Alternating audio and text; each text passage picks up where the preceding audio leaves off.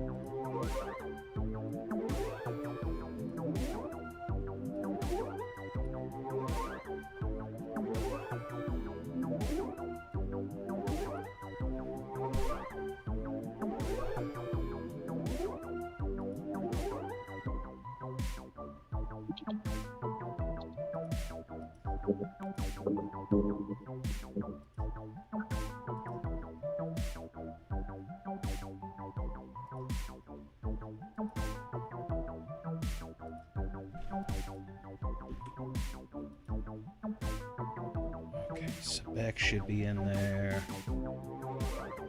Ooh, this is absolute chaos. I love it. I love it! Alright. And what's I doing here?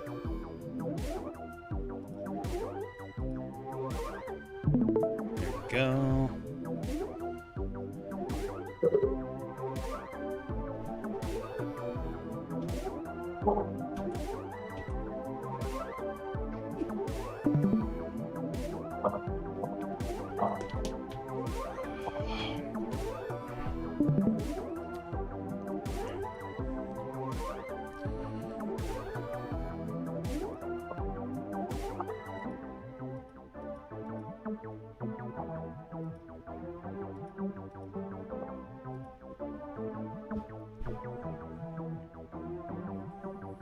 Sorry, guys, this is my first time doing this. I have no clue what I'm doing. Hello, everyone. Welcome back to the Monday night, Monday movie, Monday movie, Monday Club. I am your host, Nikki. Joining me is we've got Jason, we've got Hello Listener jumping in soon. We've got Sebek. And we have a mystery special guest coming on. Who would like to go? Well, I'm not going to ask who would like to go first. Jason, you want to go first. I know you want to go first. Let me go first. All right. So, this was the third Wes Anderson film I've ever seen. I actually, I liked it. I'd only seen Life Aquatic and Royal Tenenbaums before, so probably gonna be excited to watch some more of his films. So this film, I think obviously it's about grief, brotherhood, etc., letting go of the past, sort of moving on from past. But I also think it's an interesting film about children of divorce. The psychology and the dynamics of the brothers, I think, shed a lot of light on a lot of the thought regarding children of divorce, how they interact with one another, how they deal with intimacy and familial relationships. But one of the more interesting themes that I'm going to be covering tonight is I see this film as one giant metaphor depicting the spiritual journey up the sacred spine to enlightenment. Okay, so because this movie is taking place in India, and it's all about these brothers and all these things, the spiritual journey, if you will, I saw a lot of like Kundalini type metaphor. Like the seven chakras of the spine. You have these brothers on the train. So tonight I'm going to get into some of that, probably much to the chagrin of my co-panelists who probably don't have any interest in that at all. But it should be fun. So. Interesting. Okay. Sebek. Hello. I'm here somewhat against my will. like 2 of the brothers in this movie. But regardless, I think I'm gonna end up having a good time. You didn't have a choice. I did Stop not. including Sebek.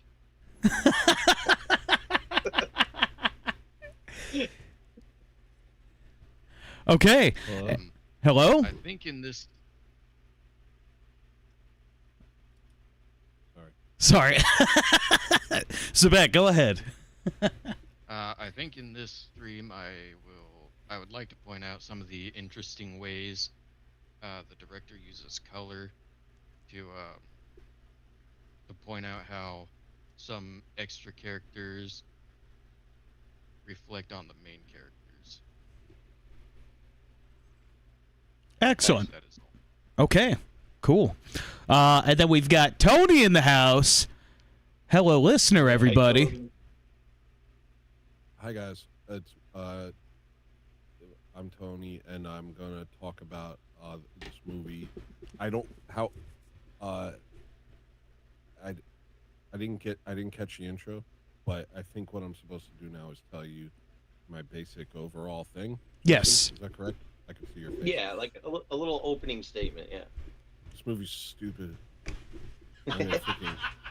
I hate it, but I also like it. It's also really good. It's like a good movie that I hate, and I'm very conflicted about it. I've watched it a bunch of times now, and I'm just like, I don't know. Everybody thinks it's deep, and it makes me feel like I'm stupid.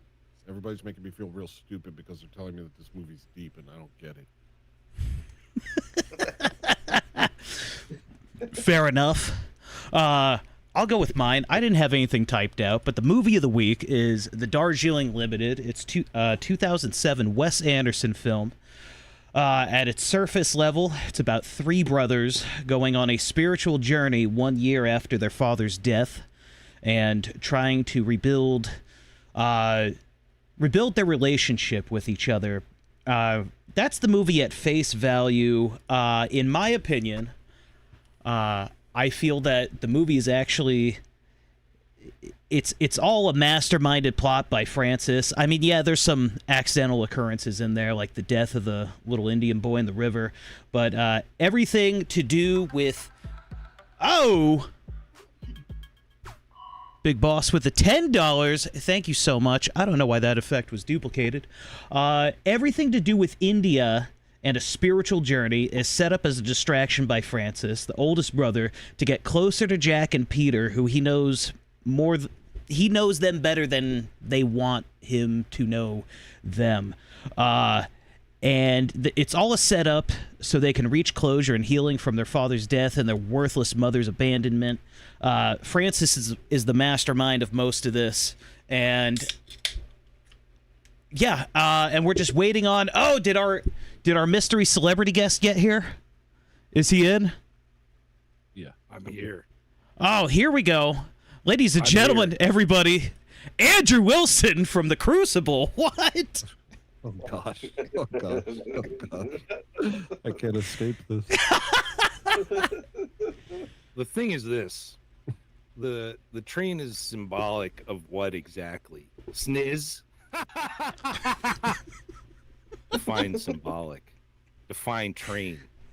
I can't even get to the schizoid analysis if you won't stipulate what a train is. Look, I've reached out to Wes Anderson's people. I won't say what they told me because their credibility depends on staying quiet. But I will say it's a movie about brothers. Okay. You don't need an esoteric reading of grief. You need the government, which, contrary to what this panel believes, is not lying to you about the symbolism of a train. In conclusion, define your terms, steelman the null hypothesis, which is that these are 3 sad rich guys on vacation, and stop doing this to Wes Anderson. Now, I have to catch a flight to Israel. You guys can expect to hear from Wes Anderson's lawyers. Oh man. Excellent, excellent. Ooh, I gotta set up that scene. Man, he's everywhere. Ladies and gentlemen, everywhere. he's a busy man. He's a busy man. He's owning the leftists. He's owning the libs, and he's got to go. He's got to go. But that was great of him to stop in. Guys, welcome to the show. Sorry we're doing this again, not on a Monday. Next week, probably on a Monday. The week after that, who knows? It's absolute chaos.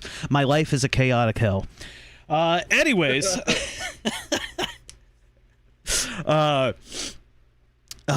including Josiah. Josiah was supposed to be a panelist tonight. Prayers for Josiah and his family. Something happened. He had to leave the panel last minute. So, yeah, hopefully everything's going good with Josiah. And before we dive into this, guys, every movie that we watch on this panel, I upload to Telegram.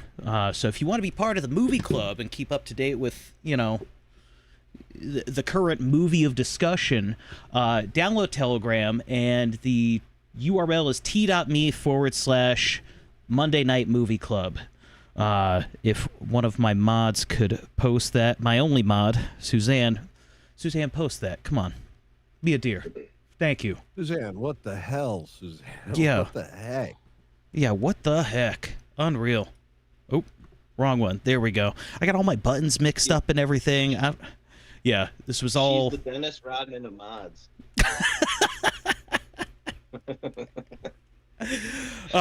Jason, while I set stuff up, why don't you dive into your thing real quick, and I'll finish All right. setting up my scenes. All right. So, my analysis is going to be schizo top to bottom on this one, guys. All right. So, you know, we're watching this movie. It's about three brothers sort of trying to merge as a brotherly body. We have this train on this journey to the Himalayas. Okay, and it's in India. So I started thinking about like some of the Indian spiritual ideas, because that's sort of the context we're being hinted at that this is operating through. And you know, they have images of like people with like the chakras going up the spine, and you know, I was thinking how like the train is a vehicle, and they talk about how each person has like a spiritual vehicle within them that travels up the spine, and you could say the Himalayas is sort of the shoulders or the high place that they're trying to reach in this enlightenment journey, right? And so I was looking into like Kundalini stuff, and it occurred to me that, you know, there's the surface, and then there's like the esoteric of this film, and they're co-occurring. So like as these brothers are trying to reunite and refamiliarize themselves with each other, overcome sort of alienation, they are also on a literal spiritual journey up through, you know, I guess you call it a chakral ascent of some sort. And these things are co-occurring. So like the external world and this like internal spiritual element, they're sort of co-occurring together as they go up this journey. And I have positive evidence for these claims.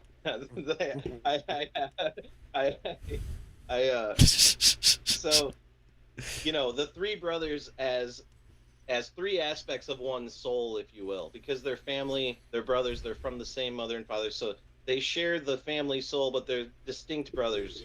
And in a lot of these traditions, you know, they have this idea of a tripartite man, where it's, you know, sort of emotion, you know, the physical, the emotional, and the mental, you know, mind, body, spirit, however you want to label the three, being part of a one.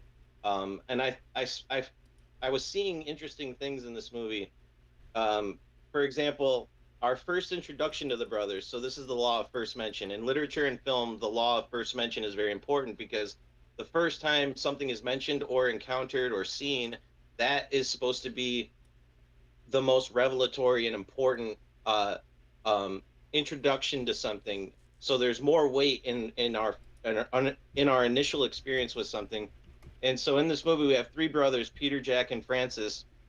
And I thought this was interesting that, you know, we see Peter, his first appearance, and he's sprinting to board the train. And then our first appearance of Jack, he's sleeping in the train. And then Francis' first appearance, he's covered in bandages and stuff. So we have one brother who's very active, one brother who's not active at all, and then we have this other brother who's damaged or you know, somehow in like a third place from the other two. And Francis, operates in this film as sort of a go-between or like a surrogate parent figure with the other brothers in a way. A lot of the times, he's the one arranging this whole thing. Um, he's constantly, he's ordering their food for them, and he's sort of controlling the passports and things. So, um, when I look at the fact that Peter is running, Jack is sleeping, and Francis is kind of this go-between, it made me think that, okay, so Peter is the active masculine mind, the conscious, and Jack sleeping on the train, he's sort of the passive feminine mind of subconscious. So if anyone's watched any of my other analysis, you'll follow. This is kind of my go-to how I interpret a lot of stuff. Yeah. Then so sorry, hang on. So the train, so wait, before I go into more, what do you guys think of that? Do you guys think that's crazy? Do you think that's like totally unfounded? I don't think it's that wild. I think there's a lot that's told without being told in the dialogue in this movie, in my opinion. Tony, I think Tony disagrees heavily. Tony hates it. Tony hates it. He does not like it. Look, I keep Yeah, trying he to doesn't. find all these things that are being said. It's like it's too subtle, man. It's like I like subtlety. I'm not a freaking philistine, but you know what a good not to talk about a different movie, but like think about The Master. A lot goes unsaid there, but the acting carries it. I didn't see the acting carrying it in this movie. I felt like everything that was happening, it was like I don't know what's going on here. Okay, they got a bad mom, but like I don't know, man. I keep watching it. I keep trying to freaking gain all this insight, and I'm getting nothing. And I think it's because this is a movie made by freaking aristocrats, bro.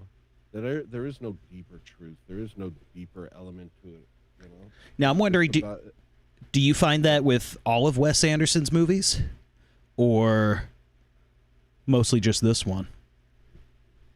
I'll say that the other Wes Anderson movies that I've seen, I've liked more. Pretty much all of them, except for that weird Kingdom one that was kind of pedo-y.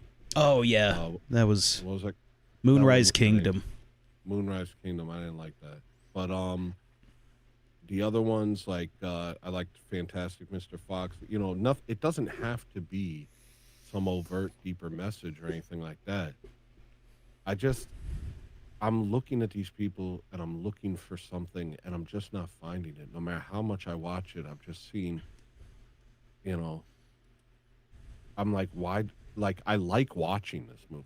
Don't get me wrong. I like the colors. I like the characters. It's a movie that I kind of wish would just keep going and we could see more of it. But as far as like a deeper meaning or substance, I just can't find it. I can't find it. To quote Tony, I actually took more notes from you last night in Discord than I did my own notes. I've got Tony's notes here. 5 points. Let's go. 1, the stupid movie that sucks and is gay. 2, good movie that's chill and I like it a little. 3, I don't care about the psychological retardation of rich people. 4, maybe they were MK Ultra. 5, mommy yeah. sucks. PU. Yeah, that part's interesting. You know, like, okay. Yeah. So it's like, I don't know. Okay, the mommy sucks. Yeah, that sucks. And they were clearly raised Catholic. At one point, Adrian, crosses himself, and but it's just like, I guess it's a great snapshot of that time period where everybody's completely aimless and seeking some sort of spirituality from all the wrong places. And I think that's a byproduct of Catholicism and of Protestantism. That makes sense to me. I thought it was Okay. interesting that the fact that the mother was a nun in India, and for some reason she's wearing mascara. There was things that stuck out to me, but like at the end of the day, it was like what am I supposed to be gleaning here? Am I supposed to like I don't know enough about any of these people to know what this is at all. I feel like there's a, from what I've seen, there's a lot, like I said, so there's a lot that's said without necessarily saying it, right? One scene that really shows it is the flashback, right? So you've got the funeral for the Indian boy, what's his name, Mukesh or something. The three brothers go after three Indian kids that are drowning in the river. Francis and Jack, they save the boys that they go out to save. Peter does not. And they're invited to this boy's funeral, and it shows them in the back of this tiny little cab, and then it flashes back to them at the minutes before their father's funeral. And I think there's a lot of depth shown there with Francis. It shows Jack and Peter a little bit, that they're manic, they're a little immature. Francis seems to be the one who has it figured out, but he sort of lowers himself to a level of frantic stupidity just to be there for his brothers. That's what they need out of him. They need another frantic brother. You could see it when he's on the phone. He's like, I don't think we're gonna make it. And then he's looking over and he sees Peter trying to put the battery charger on the car. He sees Jack going apeshit over the father's suitcase that was missing, and he goes, "Yep, I gotta go. Gotta go be frantic with my boys. All right." And then he runs out there and he's like, "Throw it in second," and they try to get the car started. On top of all that, Francis is the only one of the brothers that has like established business and stuff. He has his own company. You could see that on his assistant's shirt. It's his logo and branding on it. And then Jack is shown as an escapist. He gets that from his mom. Peter, he's sort of a child. He's a little immature. You could see that in the flashback scene as well. A comment. Peter is Adrian Brody. Okay. He's the one that I picked your background for, with him having a headache, much like you did watching this movie.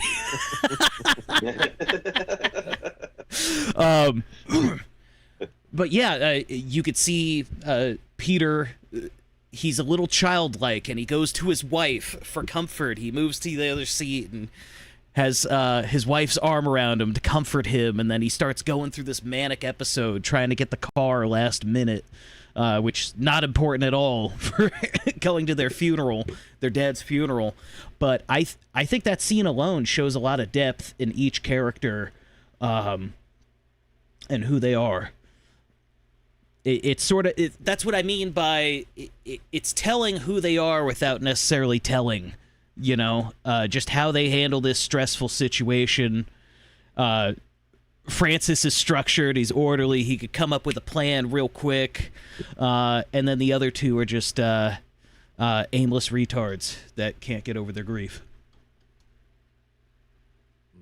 Yeah, well, and this whole thing, it's they're framing it as a spiritual journey of enlightenment, and a lot of people might not realize enlightenment doesn't necessarily mean the acquirement of like knowledge. It means letting go of things that are weighing you down, of burdens, and that's really what they're doing in this movie. They're letting go of the past and baggage, and they're turning their eyes from the wreckage of the past to a possible new building in the future, if you will. And I think the funeral scene, how it sort of juxtaposes the Indian. So there's three Indian boys in a river, and the three brothers come right at the moment where their little raft flips, and they try to save them, and one of them dies. But the fact that you had sort of these three men who have all these wounds from childhood, and they save these children, and one dies, and then they go to the funeral for the child. It's in a way, it's like they're finally getting to bury their own inner child, their wounded inner child. They're acknowledging their inner child in a way, and now they can finally move on. And after that funeral experience, we see how their relationship changes. They're not nearly as fragmented and sort of conflict ridden. They're a lot more unified after that, Yeah. And I hate that. Yeah, I hate that. It's not real. That's not how things are.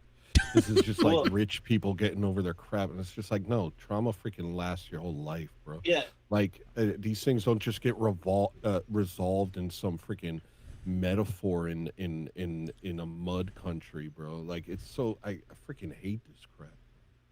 no, I just to be sure, Tony, I agree with you 100%. I do agree with you 100%. I'm not saying that this movie is like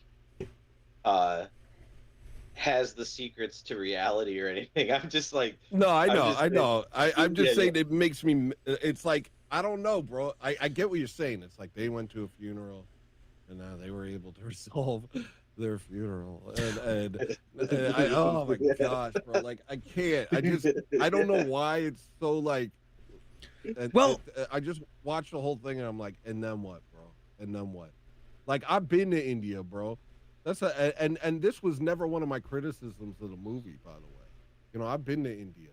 I spent time in India. It freaking sucked. It was disturbing. I saw so much demonic crap. I had so many situations that I don't know how I survived them, And when it was all said and done, all I wanted to do was go back to America and never freaking leave again, But all they have is like, and I remember this movie came out years later, and I watched it, and it freaking gaslit me about India. I'm like, maybe India was cool. And it's like, no, India's not cool. No way. Wes Anderson is just good with colors. These people are I don't know. It's like they're. I gotta ask, was this movie the reason you went to India? No, this came out Oh, okay. afterwards. I'm sorry. Oh, okay, This my came bad. out years later. Yeah, that's the crazy thing. Like, I don't want to say too much, and maybe this is why I'm just like, what's the point of this? But I don't want to say too. This Yeah. movie's connected to my life a lot in a lot of different ways. Like, every theme in this movie is related to my life. And the difference is, I've been doing. I was solo when I went to India, and Damn. and nobody. I don't know. I guess man, I should. I don't know. I can't talk about it. I can't talk. Okay. Go on. Sorry. yeah.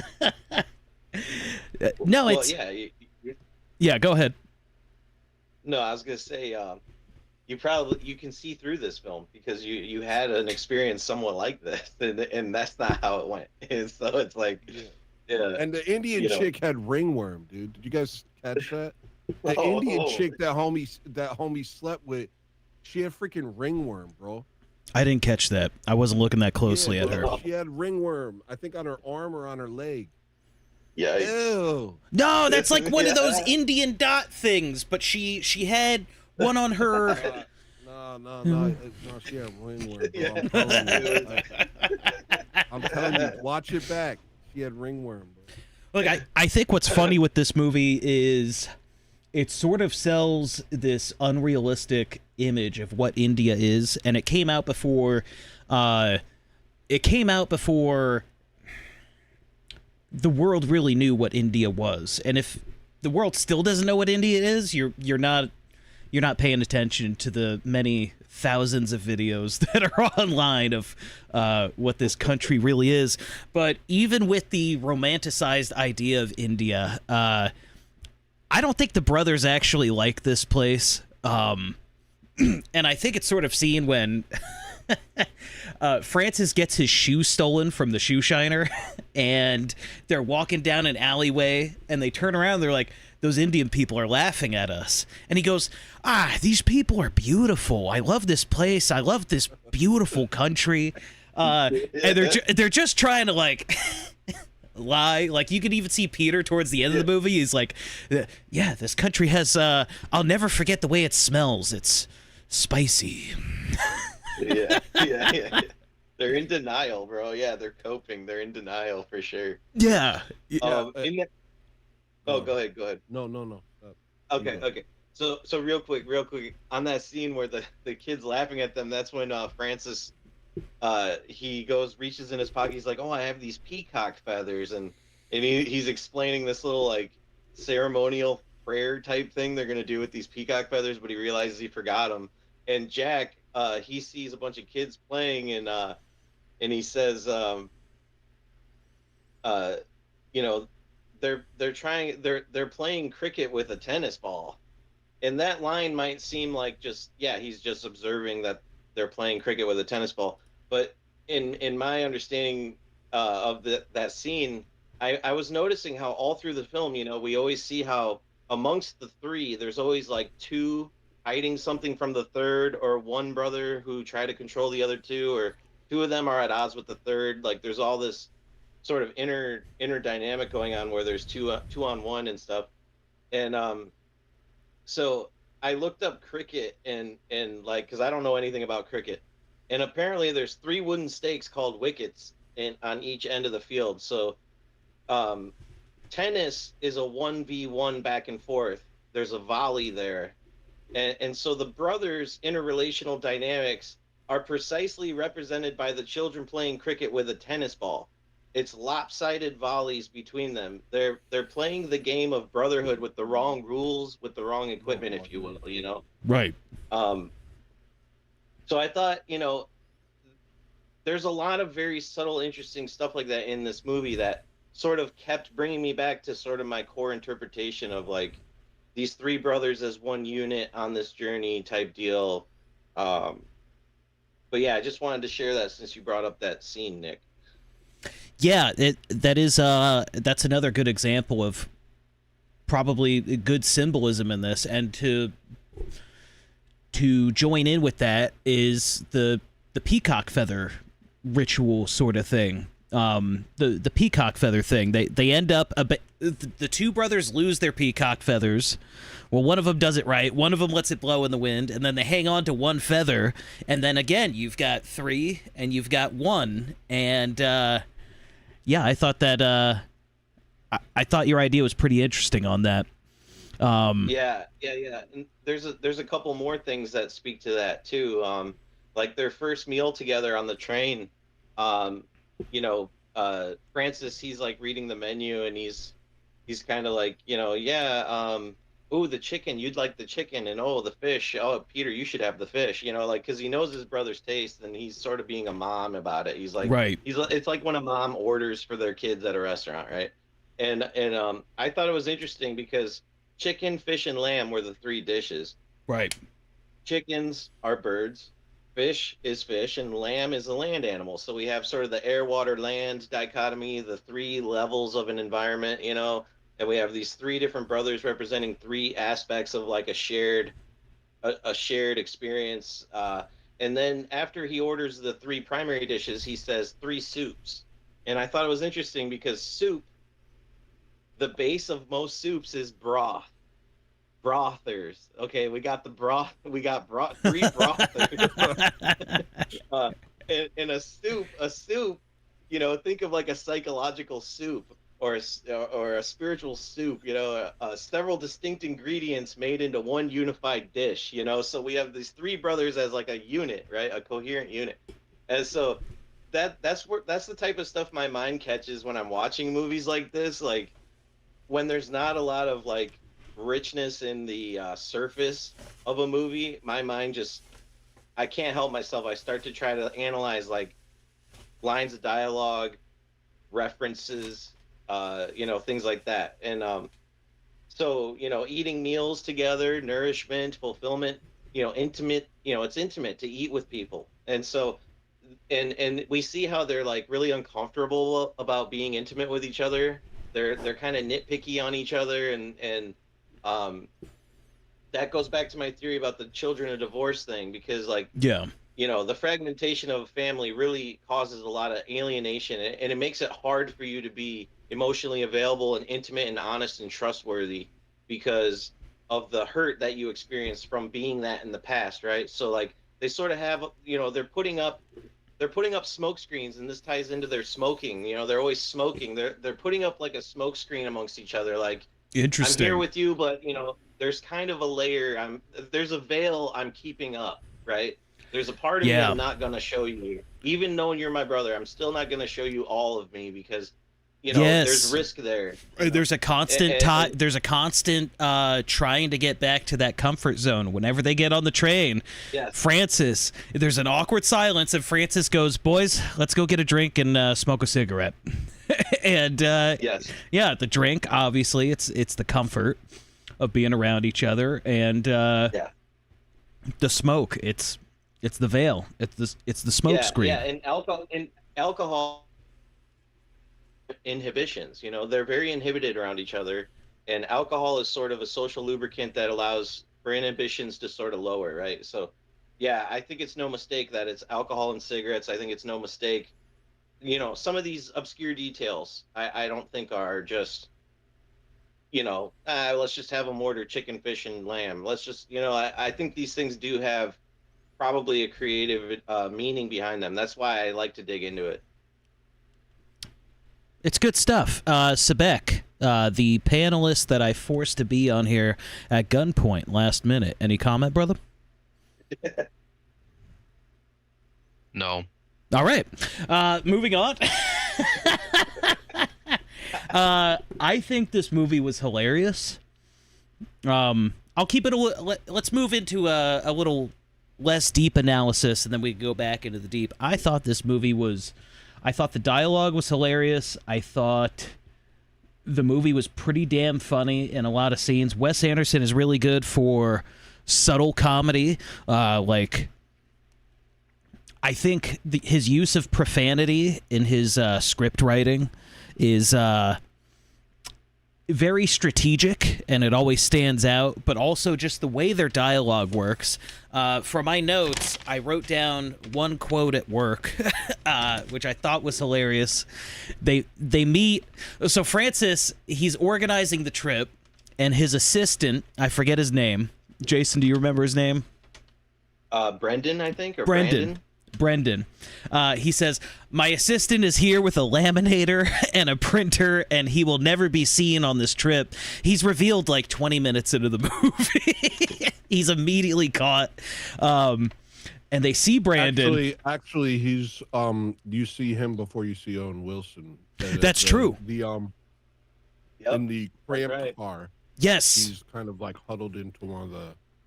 that's a good catch. And Wes Anderson really is good with details in his movie, in all of his movies. Yeah, when the movie opens up, Adrian Brody jumps onto the moving train, and he's traveling through the train cars, and yeah, he's seen in the cramped, I think it's the second cramped train car with like a laptop on him and the laminator at his feet. But he's not really revealed as to who he is until, well, he sort of is. There's a constant pan of the camera because he's in the dining car with them too. But when the brothers finally meet him, Owen Wilson pulls him aside, has a little chat. When he comes back to his brothers, he goes, he has this disease where his head is shaved, except he doesn't have to shave because he can't grow any hair in the first place. Which, the disease is alopecia, but they keep calling it albino disease. Yeah. One of them, isn't it like albino or something? He's like, I don't know. He's like, I don't know.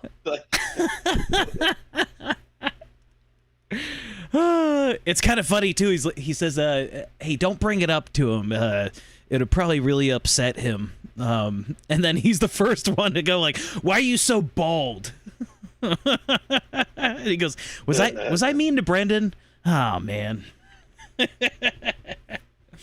But My experience in India was only the type of trains and the type of train rides that Brendan was on.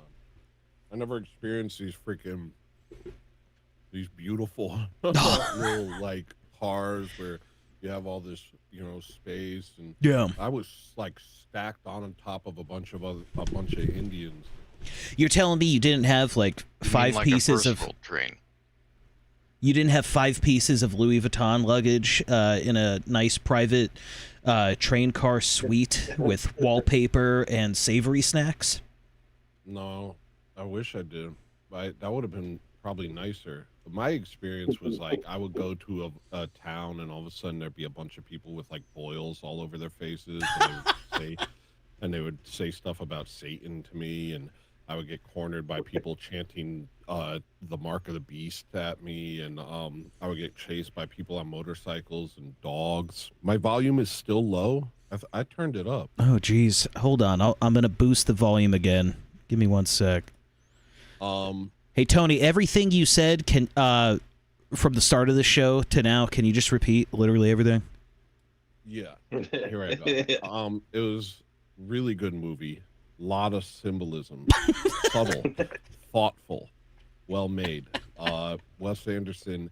You know why it makes me think? It makes me think Wes Anderson is like, he's a great filmmaker, but he's no Jew. So there's not a lot of symbolism because there's nothing else really going on with the guy. He's like a really good filmmaker, but he has no hidden messages because he's not trying to subvert anybody. So you watch his movies and it just is what it is. You're like, oh, I wonder what it means. I don't think it does mean anything. I think it's just a nice little movie.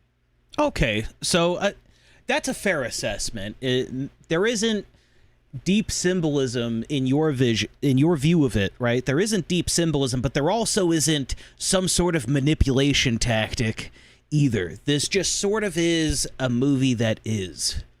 Yeah, I mean, think about it. This guy, he obviously comes from money. Every movie he makes is like private schools, boat rides, fancy suits, Louis Vuitton.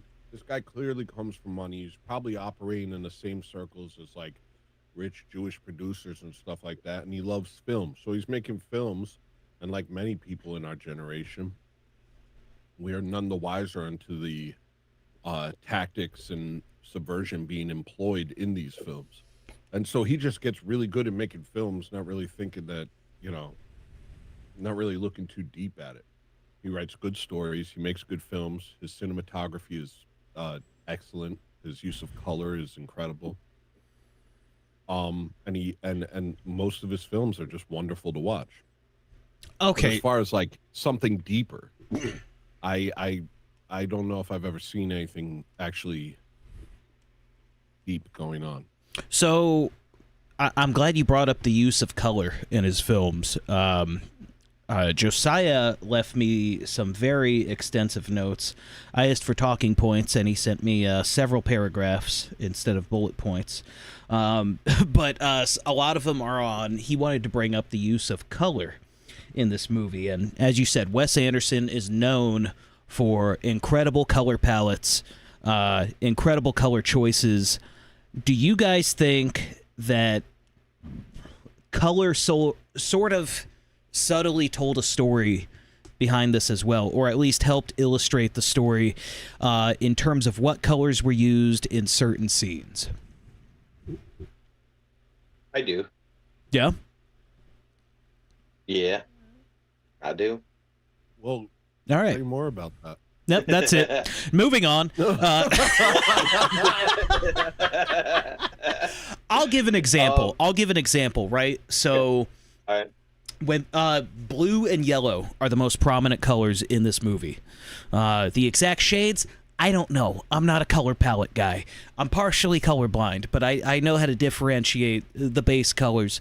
But blue and yellow are the most prominent ones in this, and serious props to Wes Anderson or whoever his set designer is, if it's not him, right? You could see even they're at the airport towards the end, right? It's before they make the immediate decision to go confront their mom finally in Nepal, I believe. And like that entire airport lobby is just nothing but blues and yellows. Blue and yellow play a huge role in this, in my opinion. What exactly they symbolize, it's hard to tell. I'd have to watch it another dozen times to differentiate. But as you could see in the train car, right? The train car, when Owen Wilson is walking with them to the dining car, it's mostly blue. It's blue and it's brown, right? Well, blue and yellow, if you think about it, blue and yellow rhymes with poo and fellows, and Indians are the poo fellows. They eat poo, they rub it Yes. on their bodies. And they sure do it could be like- smello as well. Yeah. So they could be actually like subtly telling you about how poop rich the Indian culture is. Yes.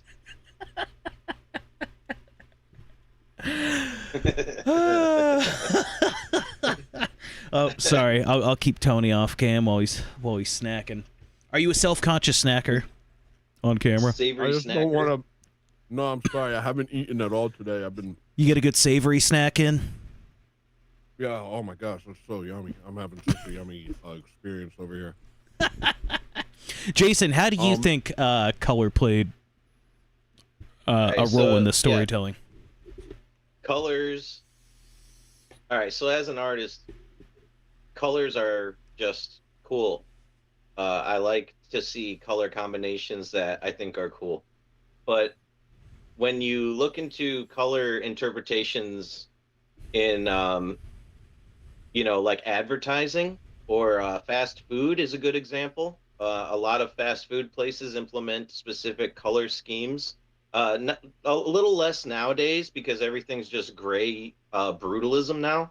But back in the day, you remember a lot of restaurants would core example, yellow and red for McDonald's, yellow, red, and blue for Burger King, yellow, red for Wendy's, and psychologists claim that colors have effects on the subconscious mind of a person. So if you're trying to create a comforting or inviting or something that signifies satiation of hunger, of course, there's no shortage of nerd psychologists who have developed interpretations on why these colors are used in these settings for these purposes.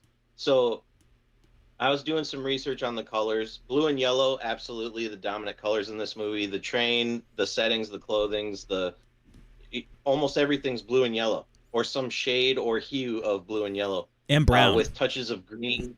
Yeah, a lot. Well, yeah, plenty of brown, plenty of like rusted dirt color. There's also a little hints of green, maybe a little red, like the bindi dot that they all got. And but anyway, so I was looking into blue, and blue in psychology is related to calmness, trust, and stability. Blue as an emotion is sadness, hence the blues. I got the blues. I'm sad, I'm depressed, I got the blues. And these men, they're grieving brothers, so that there's a connection there. Blue as symbolic typically represents water or spirituality. This is why like Masons and Urantia Book and David Icke, they implement soft blues in their book covers and their clothing and things like this. The Blue Lodge. Blue also represents the feminine subconscious or deep unconscious, psychic receptivity, emotional depth. Take that for what you will. Yellow in psychology stands for happiness, energy, optimism. Think of the emojis. We have our yellow faces with the big smiles and the, so these are symbols of emotion. Yellow, energy, optimism, positivity. Yellow can also represent fear and cowardice. So if we look at the film, we see how there's blue and yellow. We have sadness, we have fear and cowardice. So they're trying to move on from all this stuff they're burdened with from their past, and so I think the color scheme might be speaking to that. It also might just be purely a coincidence because, like I said before, as an artist, color schemes just look cool or they don't. So maybe Wes is operating from that perspective where he just liked the way it looked. It could have been the colors were just cool. But you mentioned, exactly. It's funny, you mentioned McDonald's and Burger King. And a lot of these big Mhm. chains, they incorporate yellow. And yeah, I know with McDonald's for a fact, McDonald's was pretty much modeled yellow and red to elicit hunger. Or yellow was to elicit hunger, and I think red was to give you the urgency to get out. So you go in because you're hungry and then get out. Yeah. Right? Yeah. And if that's the case with yellow eliciting hunger, I would say, so do y'all remember the scene when they wake up in whatever weird mission they're at in Nepal? They wake up and realize their mom's gone. And what do we see? We see Jack sitting in a windowsill on a yellow wall. Mom's gone. And I mean, that could be visualism showing, man, I really wish Mom wasn't gone. But he says it so matter-of-factly, you know? It's just, Mom's gone. And as Josiah notes, right? Josiah notes, he says, I noted that the yellow, green, red, and blue and other very rich colors died down a lot after Mukesh died. The colors were more subdued. They were subtle. My point is that the Darjeeling, at least for Francis, is magic and almost Wizard of Oz, yet they came to their healing not because of Darjeeling, but facing death. Now, I don't think necessarily, to touch on his point, I don't think necessarily they were healed after Mukesh dying, the kid in the river.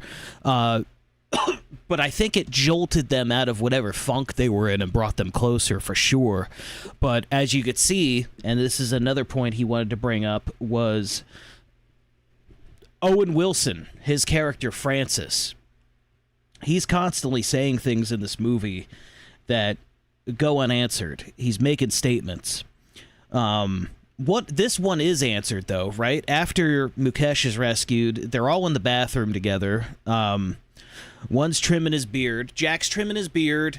Peter is shaving, and Francis grabs a pair of scissors and cuts his bandages off and shows his horrible Frankenstein-like face after the accident. And he says, I guess I've got more healing to do. And then they immediately make the split decision to go visit their mom in Nepal. I thought that was beautiful. Thoughts, Jason? Yeah, no, I agree with that. You know, and it was their first time. Here, I actually have notes on it, on him removing his bandage. You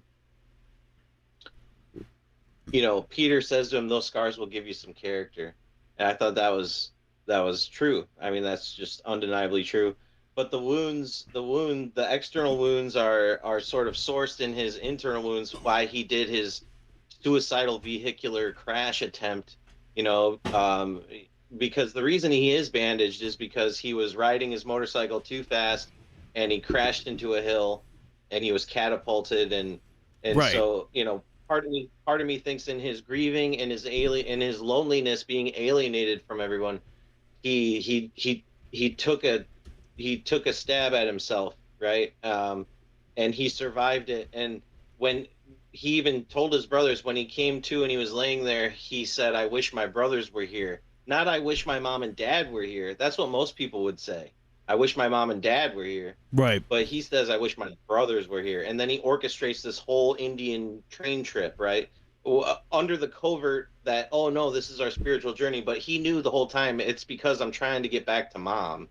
And he only shared that with the brothers later in the journey. But but the idea of his external wounds representing his internal wounds, sort of the psycho-spiritual, emotional wounds, I think was interesting. And when you watch the scene through that lens, how he's shedding the bandages, and even himself in real time is seeing these wounds for like the first time since he's been wrapped up. So like they're all three sort of like, whoa, this is real. Like, yeah, because when a wound is under a bandage, it's kind of like, oh yeah, you can blow it off. But when that bandage comes off and you see the sort of the gruesome nature of a wound, it's much more visceral, and it sort of brings you back to like ground reality. Like, whoa, that's that's real. Like, it makes you think of mortality, Yeah. embodying yourself, grounding yourself in the flesh again.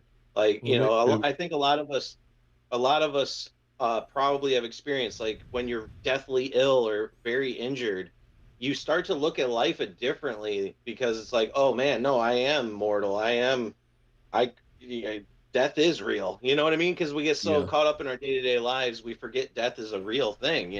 Right. So yeah, I It, thought that was it might be the only real thing in the movie. That's the thing. Ooh. And maybe Mm. that's what bothers me about this movie is all of these people are liars. We don't even know if when he told his mom that he drove into the hill on purpose, if that was true.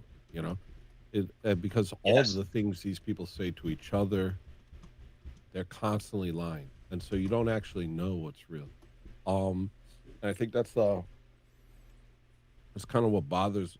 Maybe that's what bothers me about the whole thing is like we infer all this stuff from it, but every single person proves time and time again in the movie that they're willing to lie at the drop of a dime. And I don't know that the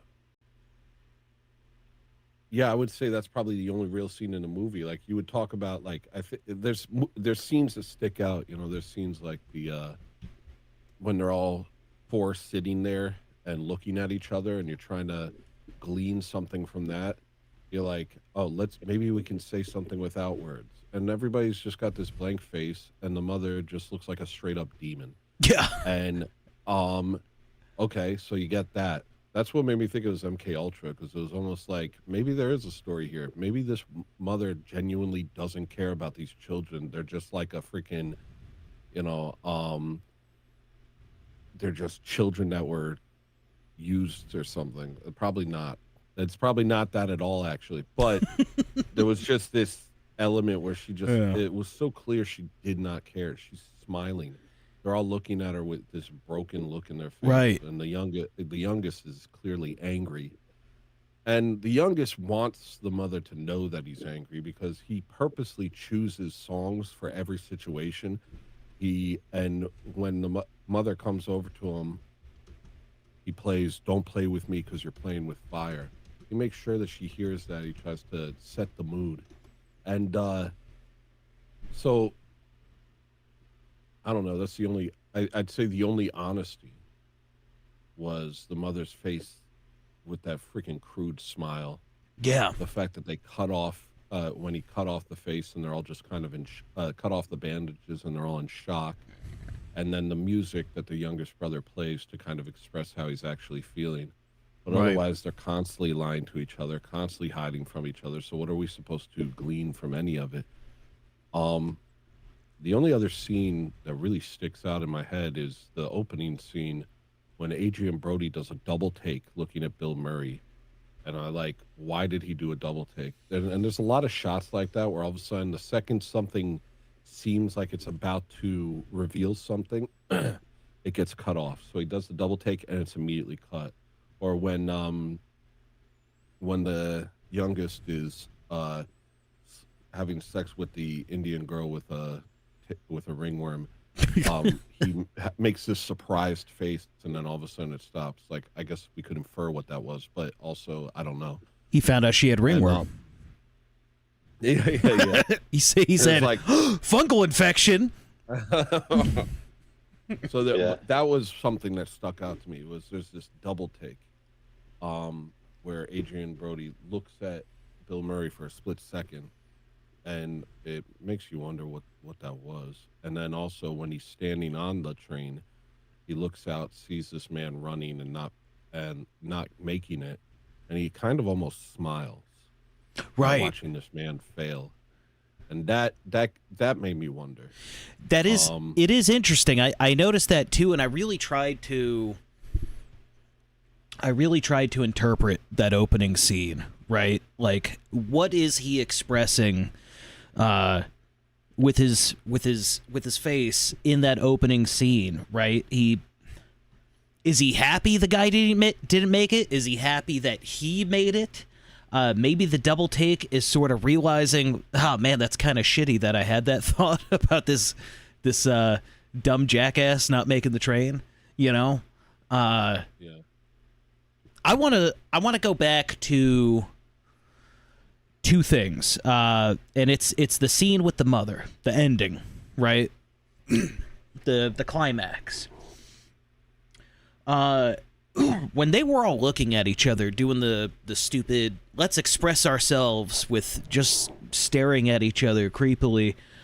I don't know. I don't think the brothers had three blank faces. I think Owen Wilson, he sort of had a look of content in facing down this this demon that they've had to deal with their lives, that they're struggling with. And I think he's okay with knowing that his mom's a piece of shit and they're not going to connect with her anymore, or ever really get close to her. Peter shows sadness. He looks like he's about to cry. And Jack's just got anger. He's got straight anger staring at this demon, this weird, supposedly nun, but she's wearing like as much heavy black eye makeup as you can and this black mark on her forehead. But what I really want to say about that scene, and I got a question for all of you, right? After my 29th time watching this movie, right? I kind of second guessed, did Francis really attempt suicide? Or did he just try to elicit an emotional response from his mom and perform to his brothers that she's a bad mother and wouldn't really care? Right? Did he tell the truth in the first scene where he talks about his accident in elaborate detail and then just try to get a response out of his mom being like, hey, I tried to kill myself, and then, as he predicted, she goes, oh, that's terrible, and just kind of stares at him. I mean, that's one thing I was saying is Wilson could have been lying. Sorry, I forget people's names in movies, but Yeah. Wilson could have been lying about that part, but also his motivation for the idea of his motivation being to convince his brothers that their mom was crap. They were already there. They said themselves that if they knew they were going to see their mother, they would have never come along in the first place. So I think they were already there. Well, I think they were battling not loving their mom or having some sort of weird emotions to their mom. I mean, this whole movie, it shows two brothers with escapism issues, right? You've got Peter, who's got a kid on the way, Adrian Brody. He's got a kid on the way, and he just randomly goes on a trip to India without telling his wife. And you've got Jack, who hasn't been back home for a year since the funeral, and he's just constantly running. And we see that with Hotel Chevalier as well. He's constantly running. He's playing this game of, I'm going to run away. Don't come catch me, guys. Here's where I'm going. Here's where I'm going. Don't come after me.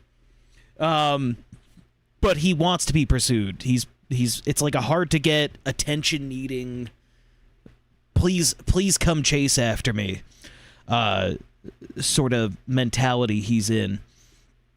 Jason, what are your thoughts? Okay, so we covered a lot that I have thoughts on. I hope I can remember this. So yes, Francis, when he tells his brother about his accident, he's sort of going into detail, and it was framed as an accident. And then when he talks to his mom, he's just like blunt, like, I drove into a hill on purpose. And so it's like, is he trying? We don't.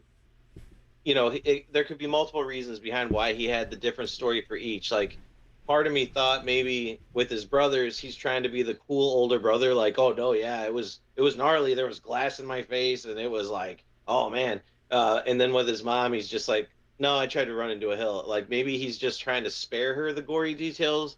But I kind of tend to lean more heavily on the truth was actually to the mom. Like, Really? Because the first story, there's no indication that he did this intentionally. It was framed as an accident. But in the second telling of the story, it clearly comes across like this was an intentional thing. And So anyway, that's my take on that. I like Okay. how, they were trying to correspond with the mother before their arrival, right? And the mom sent back something with a letter that says like, this is bad timing. There's a man-eating tiger out here. You shouldn't come out here. And then when we finally meet the mom, I thought the man-eating tiger was the mom because she's the one who ruined this family. She's the one who left the dad, left these boys, and pursued this bizarre convent life in India. Yeah. And you can look at sort of modern equivalents in divorce situations. It's usually women who divorce. It's usually the kids and the husband who are devastated by it. And so uh, it's it was interesting that she's mentioning man-eating tigers, and then she disappears the next morning. Perhaps she was eaten by the man-eating tiger, or she just bailed, right? Because Well, the only evidence that there's a tiger is the paw prints that we see. But I'm thinking in terms of artistic and metaphor, right? Like in some ways, she is the man-eating tiger. well, Like, let's you don't want to come up here. let's touch on that in a second because I want to know. I know you had an interpretation with the meaning of Darjeeling, the original train, Yes. and then they hop on a second train once they lose their baggage.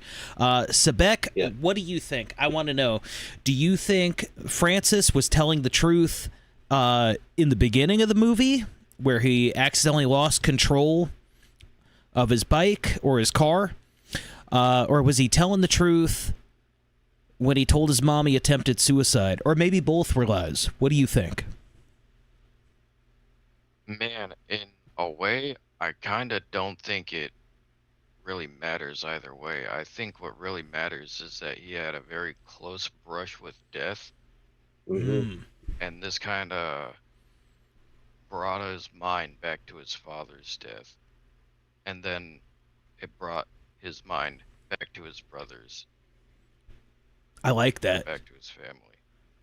I like that. It's so much. It's so much simpler than needing an interpretation. Yes. The details don't matter. He almost died. That's good. That's good. Sebek, we need to have you on Good more job, panels, bud. Sebek. Yeah, you dude. I For will real, no for longer real. speak for the rest of the stream. Thank you very Look, much. I've said it. Look, I think I mentioned this on the American Beauty episode. Sometimes my head gets so far up my own rear. I hearing someone say something so simple and based in reality is like profound to me. Like it's like, whoa, dang, man. Like, oh, thank you. Like, Real quick, I want to talk Uh. about, speaking of color and symbolism. So initially, Tony was wearing light blue at the start of this stream, and now he's wearing orange. And what do you think the symbolism is of this color choice? It means I he's was going on wearing a hunting white. trip. I was wearing white before. It looked like a There's bluish white. camera. No, it was white. See, I It's interpret it camera. as a bluish white. I think you interpreted it wrong. Oh, I'm sorry. I'm like resisting like freaking going autobiographical on this whole thing. I'm just like I have my experience that matches a lot of this. I have a brother who basically disappeared Damn. out of my life after a a catastrophic death in the family, and after the catastrophic death in the family, I had this freaking life insurance policy where all of a sudden I was sitting on more money than I'd ever seen, and I just tried to find God and spend it all going to not spend it all. I spent some of it going to India. The money was gone within a year. When I went to India and I'm like trying to find myself and looking for a guru, and all I experience out there is a bunch of BS, people selling religion, a bunch of demonic crap, and people on drugs, and people. There was nothing there for me ultimately, And so I experienced all of this, except I experienced it alone, and there was never this sort of fun tied in a bow resolution. And I don't know, the idea, I don't know, it's like I don't know if that's how things work. First off, second off, when watch the movie and I'm searching these people's faces for something, I'm generally finding nothing at all. And I really tried. I really tried. And, I watched this movie in theaters when it first came out. And I remember leaving the theater just being like, okay, that was fine. And if a movie was supposed to have a profound effect on me, I feel like this would be the movie. Wow. And it just seems to every time I watch it, it just does the opposite. I'm just like, I, it just makes me upset with, what happened to us as a people and how far removed we are from who we're meant to be.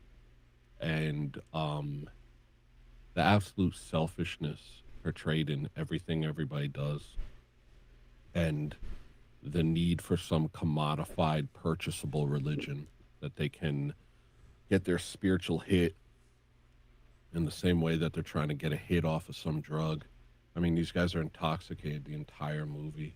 They're trading drugs. It's like, I don't know. Like, I watch and I'm just like, all I'm seeing is a snapshot of um the the spiritual desolation of modern European people. Damn. All right, that's it, guys. Nobody has a sense of duty. Nobody has a sense of purpose. Everybody's looking to get theirs. Yeah. You know, um, you know, and everything is just a different form of escapism, escaping yourself, escaping each other. It's like, if you want to find a deeper meaning to it, you did a great job at taking a snapshot of the grandiosity and spiritual um, zombification of the European people. Damn. Bars. Well, that's it, guys. Bars. Thanks for watching. I'm kidding. No, that's a really good take. I like that, and I'm going to be honest. I don't know what to say to it because I've been trying to structure the following two talking points. But that was deeply profound, and damn. Sabet, comment. All right. I kind of have a lot that Yeah. I'm trying to point into a direction, Do you want me to come back but to I'm you? struggling with it. What are Yeah, you I think struggling so. with? Throw it out there. Maybe we can build on it. Well, playing off of what Tony just said, in the West, we've kind of we don't have a sense of duty. We don't have a common sense of direction anymore. We have complete freedom in a way, and I think this has ultimately just enslaved us to ourselves, to our whims. Okay. Yep. Yeah, the pursuit of happiness, right? The pursuit of happiness. Sorry to break it to people, but if you pursue happiness, that's the road to self-destruction. Right. Because, Happiness is a fleeting emotion.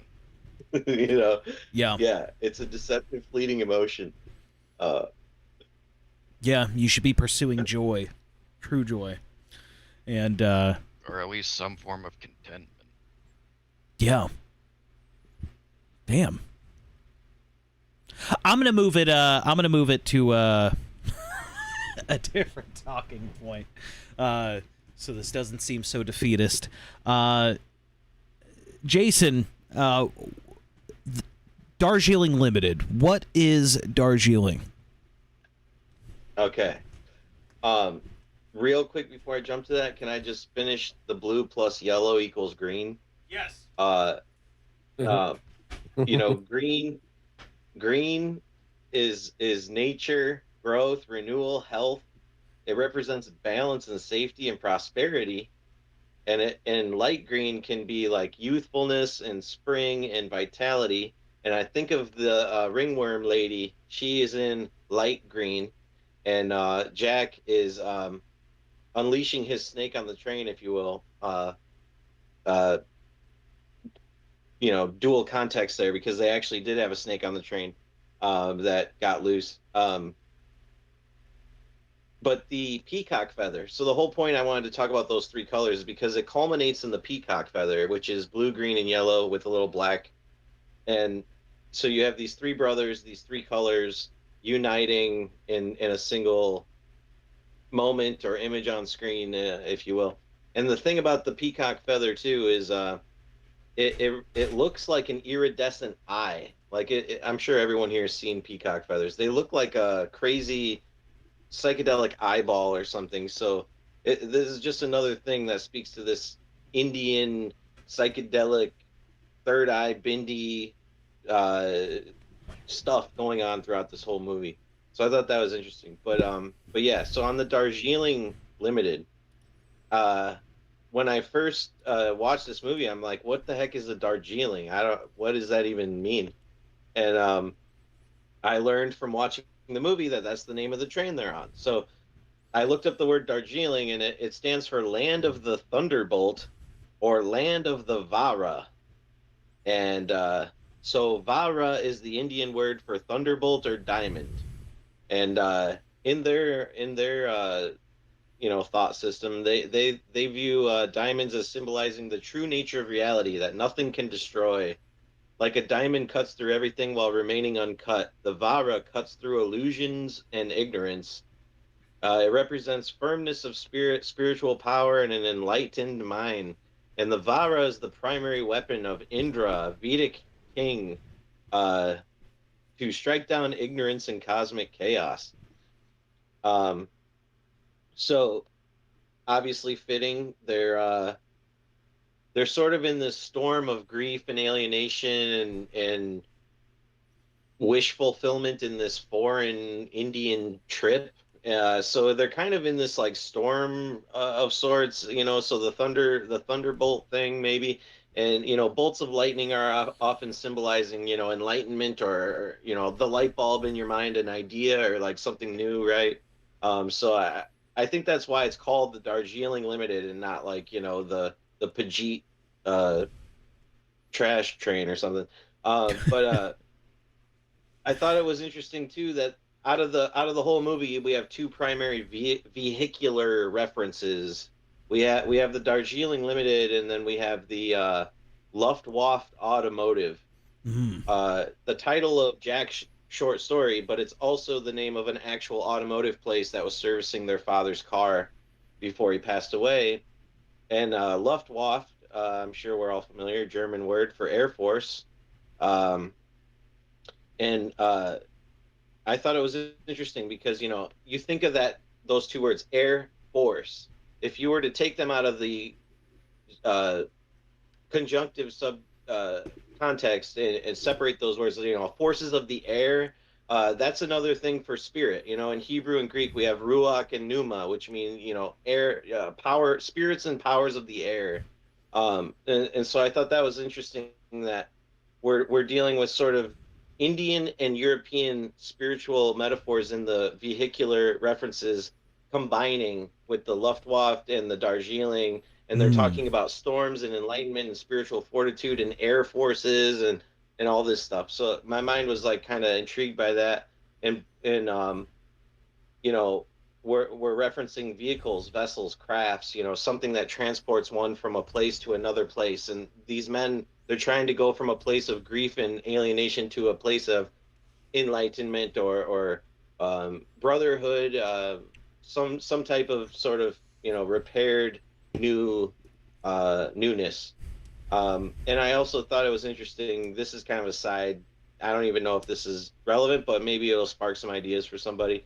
The Luftwaffe Automotive services foreign cars, Mercedes, Lamborghini, BMWs, and Porsches. And so we have these three American brothers seeking their dad's foreign vehicle, and their mom is in the foreign place in India. And so they're sort of they're foreign. Their parents are foreign to them. You know what I mean? And so there's a foreignness in their relationships with the parents, alienation.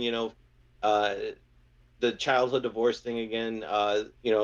and this journey causes them to realize that the distance from and between their parents doesn't have to be the reality amongst one another. You know, they have each other in the present. And the real journey is their bonding and healing, learning to love and trust one another again and enjoy one another's company. So I thought that was interesting because oftentimes, you know, children of divorce, especially the siblings have a very powerful bond, but it's tainted by sort of the trauma that they shared. So like, even though like the children of divorce have powerful bonds, they almost view each other as most important in life versus parents or children or anything else. But yet they're very they can't be intimate with one another in ways because of the nature of the fragmentation of the family of origin, right? So like, I thought there a lot of these interesting dynamics were at play in the brothers in the movie, which made me kind of enjoy watching how they sort of fumble their way through this whole thing. Because for me personally, I could relate to a lot of it. You know, I Yeah. could relate to a lot of it. So So on the topic of the names, right? Now, I didn't really dig deep on Luftwaffe Automotive, right? But I focused on the two trains, right? And when you were bringing up Darjeeling Limited, right?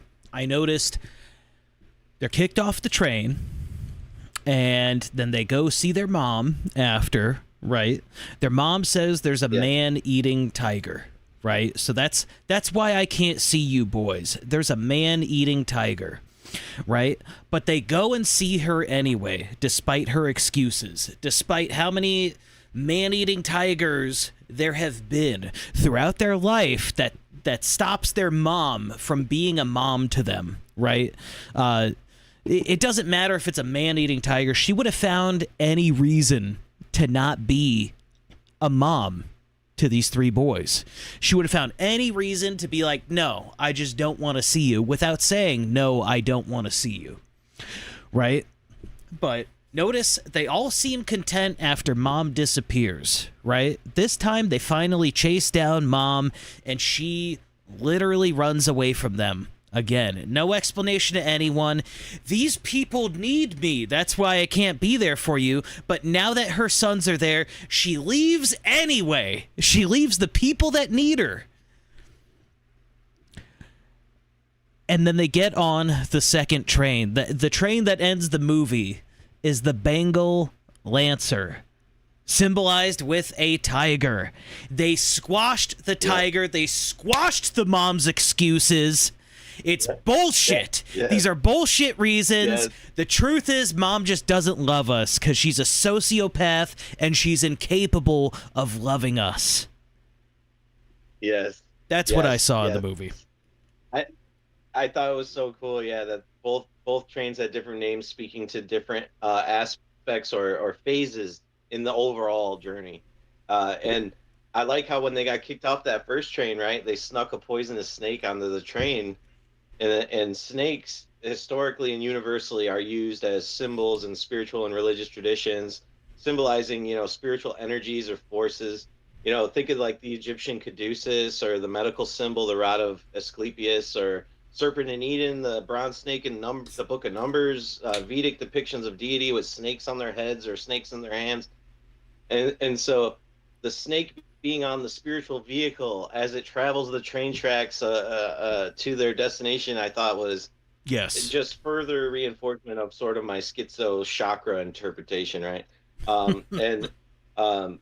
However, the snake itself being a poisonous snake, it's removed from the journey due to their being unable to contain it properly. So I thought containing a poisonous snake and failing to do so speaks to the brothers' relationship in that phase of the journey. Yes. This is a metaphor of the brothers trying to carry poisonous aspects of themselves and their past on this journey that would derail their unification and the reaching of their desired destinations, both internally and collectively externally. And so when the snake's removed, the brothers are kicked off the train, right? And Francis, this was actually kind of funny, and it made no sense to me. He's pleading with the Indian train man. He's like, we're just trying to experience something. It's very important to us. And it just speaks to sort of the ignorance of these people, like these three foolish, like, rich American people. Yeah. They don't even know what they're after. They just think they're oh, India, it's very spiritual. Oh, it's Right. And they like, don't they're care just- who they they're just, affect like, either with what they're Yeah, doing. Like they right. just unleashed a highly dangerous snake. The box is marked with the skull and crossbones, and the snake is it's just loose. And they're like, "Ah, come on, man. We're trying to experience something. Sorry we Yes. endangered the lives of everyone on this train." Yeah. Oh man. But then it's funny too, right? Because then the train, when they're still on it, the train gets lost, which they're all kind of like, "How does the train get lost?" And it's another metaphor for these brothers in this weird. They don't even know what they're doing. Like they don't understand it. Right. And so they're temporarily derailed or whatever, off course, if you will. And someone tells them the train took a wrong turn last night, and and Francis is like, "We haven't found us yet. Isn't that symbolic?" Yeah. And it's like yeah, like they're literally lost. Like they have no clue what they want something, but they don't know how to get it, and they're just like grasping, right? So at the stop, this is another interesting thing about sort of the three brothers. Francis tells his brothers the purpose of this train journey was to get to their estranged mother, who'd become a nun and all this, and he says, she suffered some kind of mental collapse. We got to go get her and bring her back home, which is obviously doesn't pan out that way, but I thought it was interesting because that night in that scene when they're off the train, they're sitting around a fire and they're all three holding a torch with a single fire in the middle, right? And of course, let's get high, and they get high, and then they have their torches, they have their personal fires of illumination or whatever, and allowing them to see in the dark. They're each holding their own flame. They're separate, but there's a central fire that they're sharing as well. So they're focusing Yes. on the shared fire in each other, each while sort of maintaining a distinct, independent element, right? And the fire, being sort of representative of like your conscious awareness and focus, like these brothers, they're in a collective dark place with the grieving and the alienation. They're psychologically lost. They're on drugs. They're emotionally cooked. But they're with one another, and they're trying to support one another and bringing light to bear on these things that they've cast into the darkness of their mind, right? Like we're sort of addressing things we've buried, and we're shedding light on these things, and so they discuss whether they should give up on this journey entirely and turn back home. So the fire also represents a moment of threshold, a turning point in life, or a gateway, or a veil being crossed. They're at this counterpoint where they're like, okay, is this all a big mess? We should just turn the fuck around. What are we doing? Or should we keep doing this because there is something here that There's something starting here to that we get need. to? Yeah. Yeah, there's something here we need, or that we at least think we need, or think we're getting to. So to me, I thought that fire scene with the torches and the fire was sort of playing on a lot of themes that I thought were fitting and interesting. No, absolutely. Yeah. So here's the highlight of this. This is the whole reason I wanted to bring it up, actually. So Jack asks when they're at the fire, "I wonder if the three of us could have been friends in real life. Like if we weren't man. brothers, would we be friends?" Yeah. And the first line there sounds weird, right? Like in real life, we are in real life, But he's talking about like if we were born not brothers, could we be friends? And this Yeah. is how I interpreted this. I thought this was a great wish from the youngest brother. This is a great line because it is a question that reframes their relationship from the negatively and emotionally charged label of brother to the new positive charged label of friend, right? Yes. Because the brother aspect has been traumatized, Right. he's reframing it to be like, could have we, everyone loves friends. Friends are good. A friend is an innocent, nice thing. There's no baggage there with a friend, but with brothers, there's all this baggage and all this loaded emotionality, and so the word brother, it carries too much baggage due to their upbringing in the broken home and their father's death and all these things and the alienation, so that they want to get through this fire together, if you will. I love it. I love it. Unfortunately, Tony had to dip out. Something came up, but Yeah. no, worries. I love it. Man, I'm gonna read another. Let's see. So we got Josiah's notes: self-absorption and what stops it, colors, examples of avoidance and grief. I'm gonna say this, and I'm gonna say this to reinforce my point, right? That, Francis was not in as much grief and turmoil as everybody else, or at least not in the same grief and turmoil. He was just truly broken by the fact that he's not connected to his family, his brothers. And the drug use, right? The drug use. Only one of these brothers has a real reason to be using any sort of painkillers.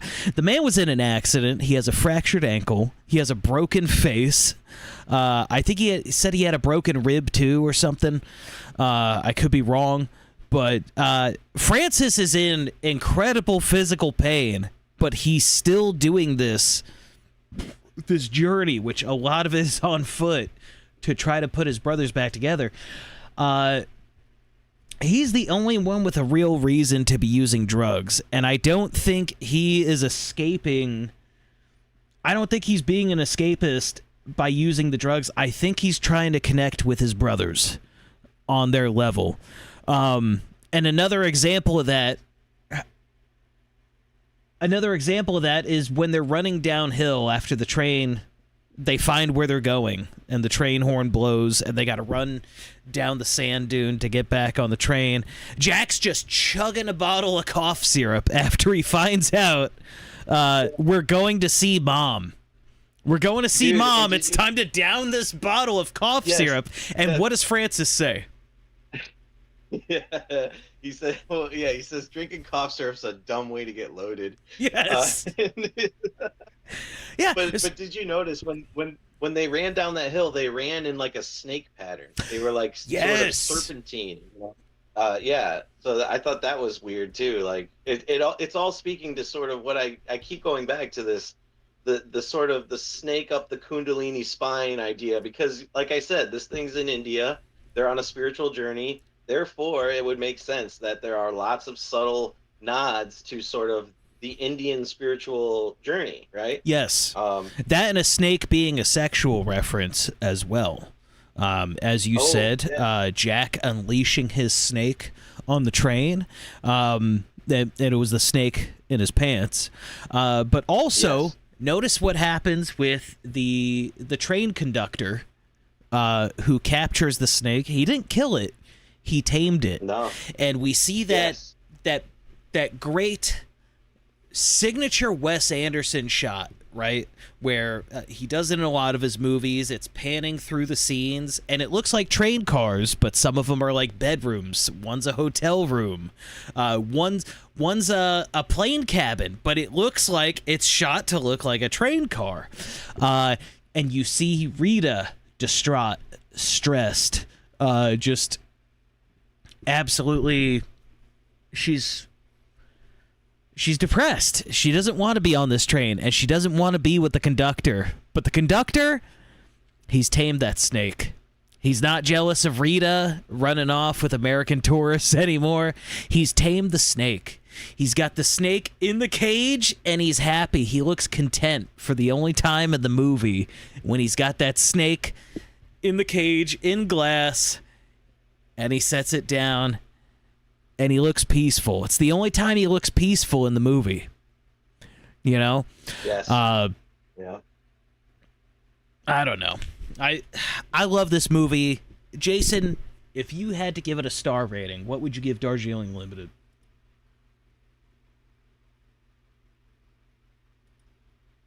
I enjoyed it. I thought it was visually interesting. I thought the characters and the writing was fun. I think there was definitely some themes I could sink my teeth into and interpret. I'd give this probably a 7.5. Okay. Sebek, if you had to give this a star rating on a scale of 0, obviously 0 being worst, 10 being best, what would you give this movie? I think I'd give it like a 7. I think 7's decent. You know, too many people rate things they like. They're like, oh, 10 out of 10. It's like, Yeah. that implies it's the perfect movie. But 7's good. Would you watch it again?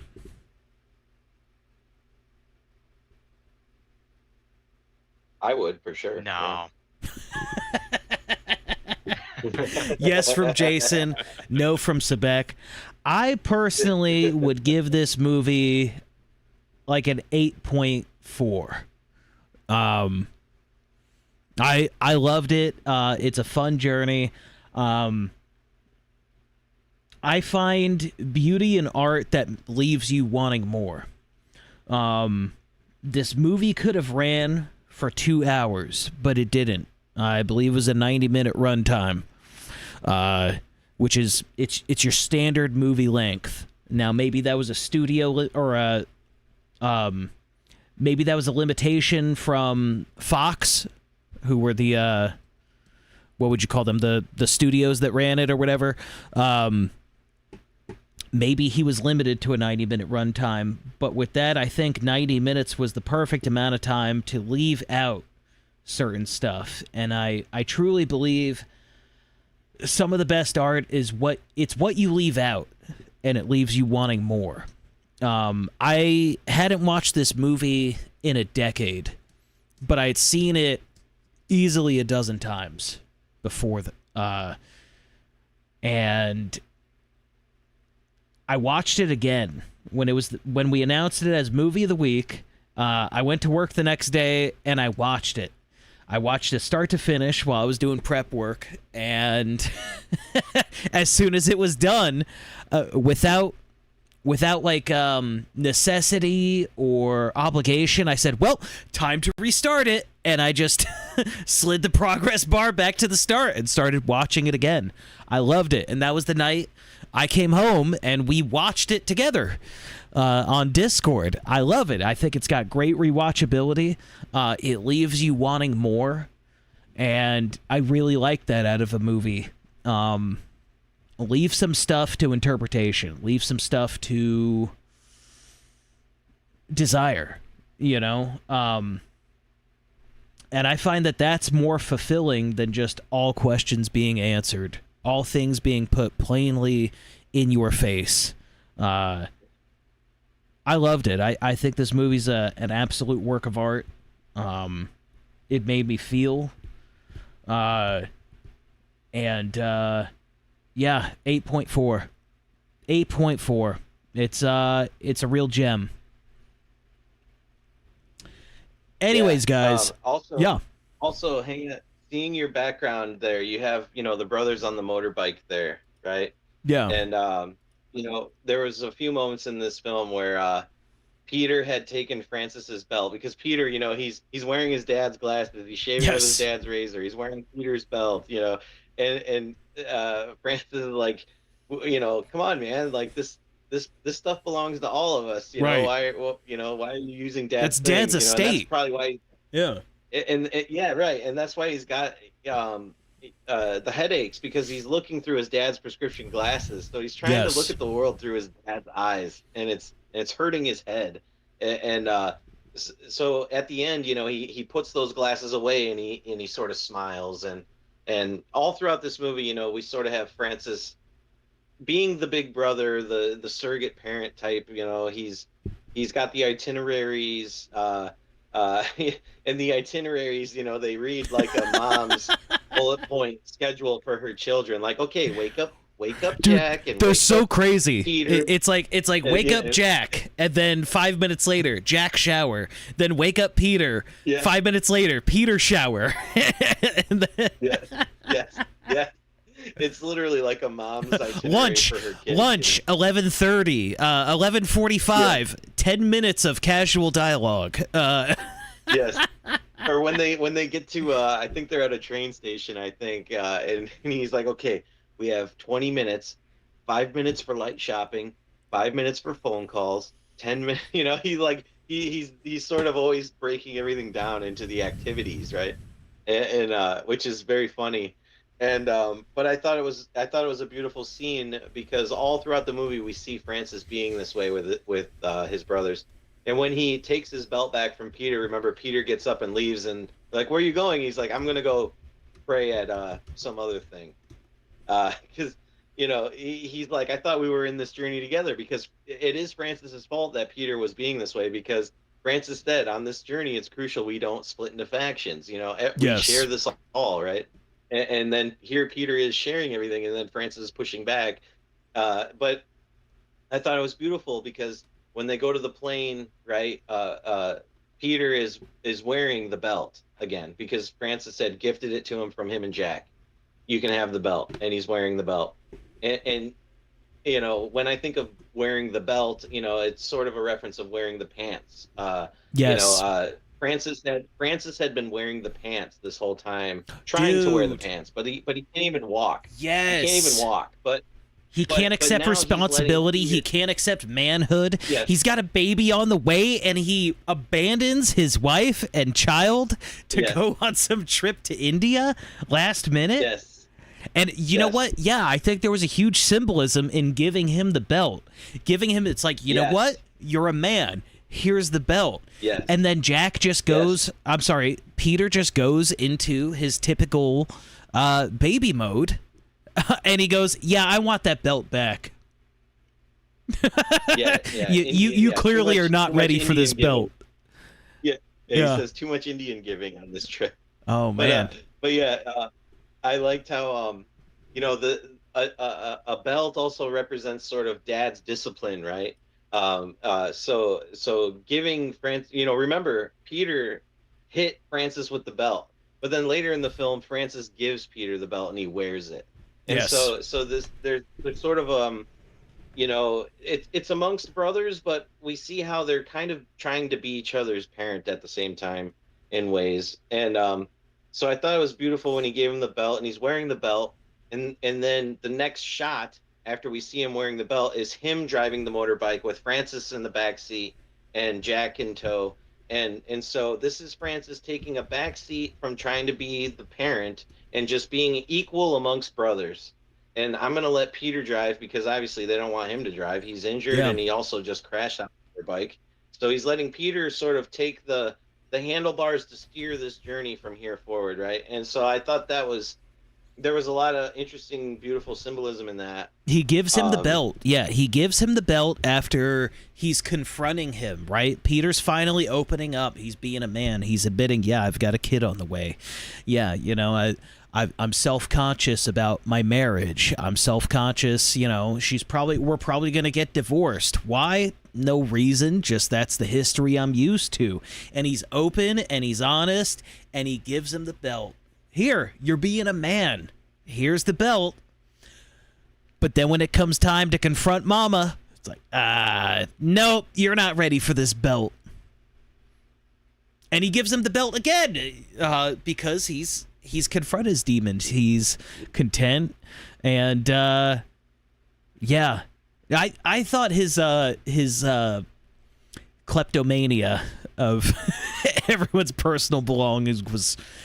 At face value, it was funny. They're going to pray at this stupid weird Indian temple, and Francis looks at it. He's like, "Are you wearing my belt?" He's like, "Yeah. Do you mind?" He's like, "Yeah, I mind. I was looking for it. Give it back right now." And that's just a funny thought. Like, Francis's pants are probably sagging a bit because his belt's just missing, and it's like, oh, my brother took my belt for some weird reason. But it also goes to show he's not just taking his dad's objects. He's taking objects of people he loves. Yeah. Because he Yeah. doesn't just steal anything. He buys the snake. He buys shoes. He buys various things. But he steals from people he loves. Which is almost like similar to Jack, who is playing this constant, oh, I'm going to run away. Come and get me. Yeah. Yeah. Yeah. Oh, I'm going to take your stuff. You better stop me. Yeah. Well, in the whole movie, he's always saying, "Stop including me, stop including Yes. me." But in the very beginning of the film, he's already on the train. He's sleeping, so he's clearly comfortable and he's on time. So he clearly does want to be included. He does want to be Um, there. He's, Peter is the one who's like last minute sprinting to make this thing, like, and so it speaks to the idea that he's sort of playing this. He's playing an attention game, and I think a lot in the film speaks to that. But there was another interesting thing here that I thought of too, with so we have locomotives, locomotion meaning movement, like if a human being is walking or something, and then you have location. They all have sort of that LOC prefix there, and welcome Josiah. Yep, I'm adding him right now. Please finish your thought so I got Awesome. time to add him. Yeah. So this is totally just independent thought. So we have this film showing us, we have Francis, whose locomotion is altered because he's injured, so he can't walk very well. We have the locomotive of the train, the vehicle, and then we have location. They're in India, they're in Nepal, they're in Himalayas, whatnot. And so the train is lost. Francis had fractured ankles, affecting his movement. And the language of fracture, fragmentation, separation, non-unification. And then we have locations. We have language of being missing. The train got lost. We haven't found ourselves. Isn't that symbolic? So I was thinking about all these things, right? And then I thought, well, it's funny because all these words contain the word loco in Spanish, which means crazy or mentally unwell, someone who is out of their mind. And in many ways, these brothers are mentally unwell and out of their mind. Yeah. That was a train of thought, pun intended, that led me to the locomotive, locomotion, location thing. But Yeah. I'll leave that there. So Good stuff. Josiah, welcome. Well, hey, I didn't expect to add it. Thanks for adding me back on. Thanks for jumping in. yeah, we're glad you Yep. made it. Yeah. My question was, which brother do you think changed the most? Ooh, Ooh. that is a good question. Peter. You think Peter? Sebek, I'm with you. I think Peter, I have reasons for that, but I want to hear everyone else's opinion. Okay. Yeah, I was definitely gonna say Peter or Francis. See, I want to answer this with I think Francis changed the least because I'm still of the solid opinion Francis is the brother that had most of this figured out. And this journey was to show his brothers the truth that he knows. He died in a car accident. Not only were his brothers not there, but his mom wasn't there. And their mom was never there. And again, panning back to the scene where they're confronting mom and let's express ourselves without talking. Francis looks like he's content facing off with a demon. He's like, I know what you are. I know you're not here for us. And then let's look at the aftermath of it all. Jack is still probably going to go around having sex with loose women and traveling. Yes. What do they call it? Sweet lime. Sweet lime. Yes, Yeah. he's still going to get his Because taste at of the end, sweet lime. Yeah, exactly. But he might not be doing it out of grief or anything. But I would say Peter changed the most. I would say Peter as well. And Sebek, you said that, and I think we all said that, right? Yes. Yeah. What are the? I have strong opinions about why, but you want mine first or other people's? Go ahead. Go ahead, man. Josiah. I would say, like, from the beginning of the movie when Bill Murray was trying to get on the train and then, Peter got in there before, we saw that Peter was, like, attached to things, especially things that were connected to his father. The razor, the luggage. Oh my gosh, so many things. The Porsche. When we had the flashback scene, it was Peter that was the one that instigated the whole Porsche moment. So the fact that he was the last one on the train, and then he let go of the father's luggage, I felt like that was, even though all of them changed. Obviously, we know that Jack acknowledged the fact that they said, "Oh, thanks for being so mean," or whatever they said to him at the end, and he acknowledged the fact that finally, like, yes, I wrote fiction that is based on my family. I think Peter changed the most because of what happened to him with Mukesh, and so the fact for me, him getting on the bus last or the train last at the end and getting rid of the luggage was really powerful. Yes. Yeah, the symbolism of that. They're trying to get on with life. They're trying to get on the train. And this baggage is weighing them down. This materialism, but also that's face value, the materialism. What it really is the emotional baggage, the trauma. And they go, you know what? Nope. Toss them. And they all get on the train and they're all grinning, looking at the stuff just left behind. Yeah, it's a symbol. Like, I mean, baggage is like what you carry with you. I mean, that back. Oh, did you already comment about how whimsical that baggage was? It was ridiculous. And all the stickers it had on it, and that every time they were so self-absorbed that people had to load it on and take it off. Yes. And all that.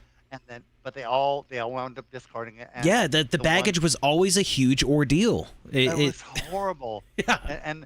And the one who I think was hardest to discard was Peter, and so I think it was apropos that at the end that he was the one that got on the train last and that let go of the luggage last. And I think that we saw when he let it go was like, wait, those suitcases had nothing in them, and I didn't see that as much when Jack or Francis let go of their luggage.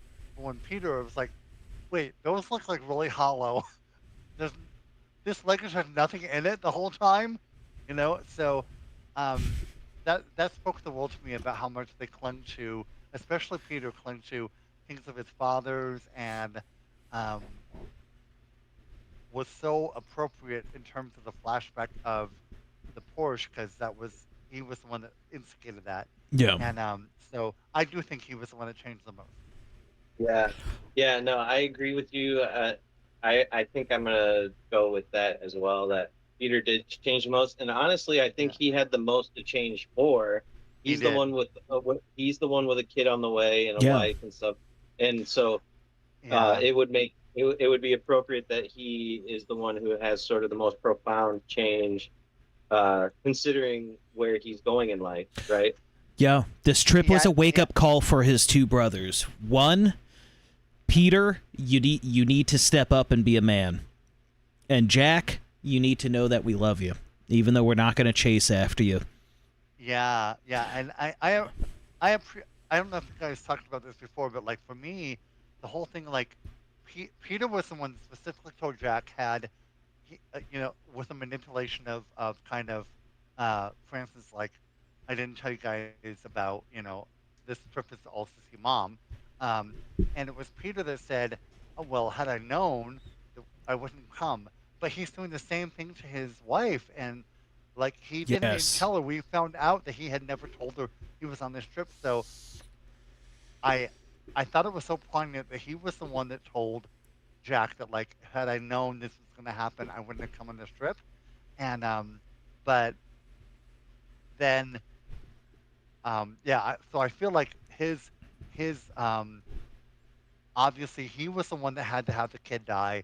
He was the one that when the kids came back on the bus and they talked to him, and then he said, make sure, it wasn't on the bus, but he said, make sure that they know at the bus that stop. I tried. Please tell them that I tried. Oh my gosh, what a scene. Yeah. It was so I mean, gut-wrenching. that whole scene was really really great for Yeah. um, Yeah. Adrian Brody. It really showed, It like, was. especially he's carrying the kid and he's like, I didn't save mine. Yeah. He's dead. He's dead. I didn't save Yeah. mine. And he's covered in blood and he's holding this kid's body. He's like, I couldn't save mine. The Wizard And, of Oz colors that were before that, at that point, like it all changed. At that point, like we still had the fresh yellows and the greens and the reds and the blues. Those were the main colors in the fantasy Wizard of Oz world. And then when we had the reality, even when he came and had that moment of ownership, that's when the colors became more real. And that was like, wow. So I think that coupled with him being the last one to let go of his father's luggage made me think that I think he was the brother that changed the most. I agree, 100%. Some notes from the audience. Andrew Wilson says to Jason, I'll grant you the father's unopened luggage is thematically loaded. I will not grant you that it's a reference to the Kennedy assassination until you show your work. Dustin in the chat. By the way, Dustin, you should definitely hop on one of these panels. We were in the chat talking briefly about the male, how would you call it, hierarchy, with Francis definitely being the alpha. Peter is either beta or delta, but you don't want to lump him in as delta. And then he said Jack was the sigma. I would say Jack is more the omega. A sigma is sort of an alpha that's in control of his stuff but doesn't fit in the dynamic, and omega is just sort of a weirdo that doesn't fit in the dynamic. And Jack is not in control of his impulses at all, and continues to purposely not be part of the dynamic. Stop including me. Stop including me. That's Sebek. Very racist, everybody. damn. Josiah, what other notes did you have while I go take a break to piss? Oh, my big one was like I thought that we from the beginning. My big thing was like their self-absorption, the fact that like when they first got on the Darjeeling, you might have said this before, but I didn't hear it. But one of the funniest scenes and most kind of horrifying was in the beginning when they were at the table with the man reading the newspaper and talking about like Francis was like, we were glad that you broke up, and they were talking about Peter's wife and kid and all these really personal things. And the guy's like, the audience like, are you really giving this TMI? And not being aware. And that I think that introduces how kind of self-absorbed they were, and we saw example after example of that, even with bringing a poisonous, cobra onto the train. And I felt like it was the same thing when, after they were kicked off the train for very valid reasons, they were throwing rocks at the train. But I think for them, they realized after the funeral and that moment of having to deal with grief really head on, that between that and also Francis taking off the bandages and saying that I have more healing to do, was something to that effect. I think both of those things were mechanisms that led them to believe like, hey, we're really self-absorbed. See, And I believe what you just said there with Francis, I believe that touches further on my point. Francis knew that his face was messed up, but he showed his wounds to his brother. And even though they all felt, fairly content after the near-death experience in the river, and going through the funeral of Mukesh and whatnot, Francis is fully aware that his face is messed up, and he's showing his wounds to his brother on purpose while he has their undivided attention and says, I have more healing to do. And I think that was the true moment of understanding for the three brothers that led them to agree on the tarmac. Yeah. It's like, no. Yeah, We're not going home. We're it was not a pivotal done. moment. I mean, his bandages before that were so over the top. Like he had those big ear bandages, and Yeah. they were crazy. And I agree with you somewhat, Nick, but I also think that we saw that like Jack and Peter had said they had this image like, oh man, what will be into this bandage would be so bad. And it was Jack that said, hey, that's not as bad as we thought. It was something to that effect. And I think that Francis thought he would be more healed than that, and that's when he said, I have more healing to do. So for so many reasons, that was a really pivotal moment of the movie, um, along with the funeral of Mukesh. But I was, yeah, I mean that moment I think was really the turning point. Hmm. Yeah, and I liked how he was doing the bandage removal in front of his brothers while they're all in the mirror. Yes. Yes. They're You all know, looking so at themselves and each Yes, other. absolutely. Yeah. Yeah, I mean, Right. clearly, like the bandages he had at the end were more realistic with the wounds he had, because like that the whole ear thing. I mean, all that stuff he had in for most of the movie. It was like 3/4 of the movie he had that ridiculous like getup of what he was wearing, and when he removed it, it was like, oh, this is still bad, but I think it was he thought he was more healed. They thought he was like, this is not as bad as we thought, and so he had bandages on again at the end, but they were appropriate bandages, and so I Yes. think even from Francis' point of view, he didn't realize how much he also had healed. Uh, get Rex Scrub. Sorry, get Jaceberg Scrub. He says, is bro going home to his kid or is he abandoning it? And Yeah, that's no, the I thing. I think that's what's shown in the end. Yeah. But also throughout the beginning, he's buying stuff selfishly, right? He's buying shoes. He's buying shitty Indian loafers. He's buying Oh yeah. Indian drugs. He buys a venomous snake. He's buying all this like Yeah. crazy outlandish stuff. But when they're ready to go home, see, I don't even think it was the climax with meeting the mom that solidified Peter No. as owning up. No, it was when they were ready to go home, and he calls his wife, and he shows his brothers the little vest he bought for his child that he Oh, found man. out is a son. That's a great scene. No, That is a great scene. it is, but he's ready. He's ready to be a dad, but he's still got that little bit of trauma. But he is ready to I go hadn't home thought and be a about that. dad. Yeah. Yeah, I hadn't thought about that. They all buy some stupid things on their trip, but he's They finally do. not thinking about himself. He's thinking about his son. And isn't it funny with Jack too? Like he's a sex pest, and he's the one buying mace. And like women buy Yes. mace to keep Oh, away sex pests. that whole- you know? Right. So it's like, The whole scene, so- the whole scene with him shooting with mace was hilarious. And Yeah, also it's- so telling of Jack, you know. And yeah. um, Yes. I saw Jack's change come like it was coming along, but at the end when he was talking about the ending of the book and he was reading it to them, and then like, who was it? Was it Francis or was it Peter that said thank you for being so mean? And he said you're welcome. He finally acknowledged the fact that like, hey, these books I'm writing are really about my trauma and they're not fiction, and I was Right. denying that all that time. That was Was it- Francis. that Francis was said, Francis, "I yeah. like how I Yeah. think it was Francis. He said, "I like how mean you How were." mean you were. Yeah, yeah, yeah.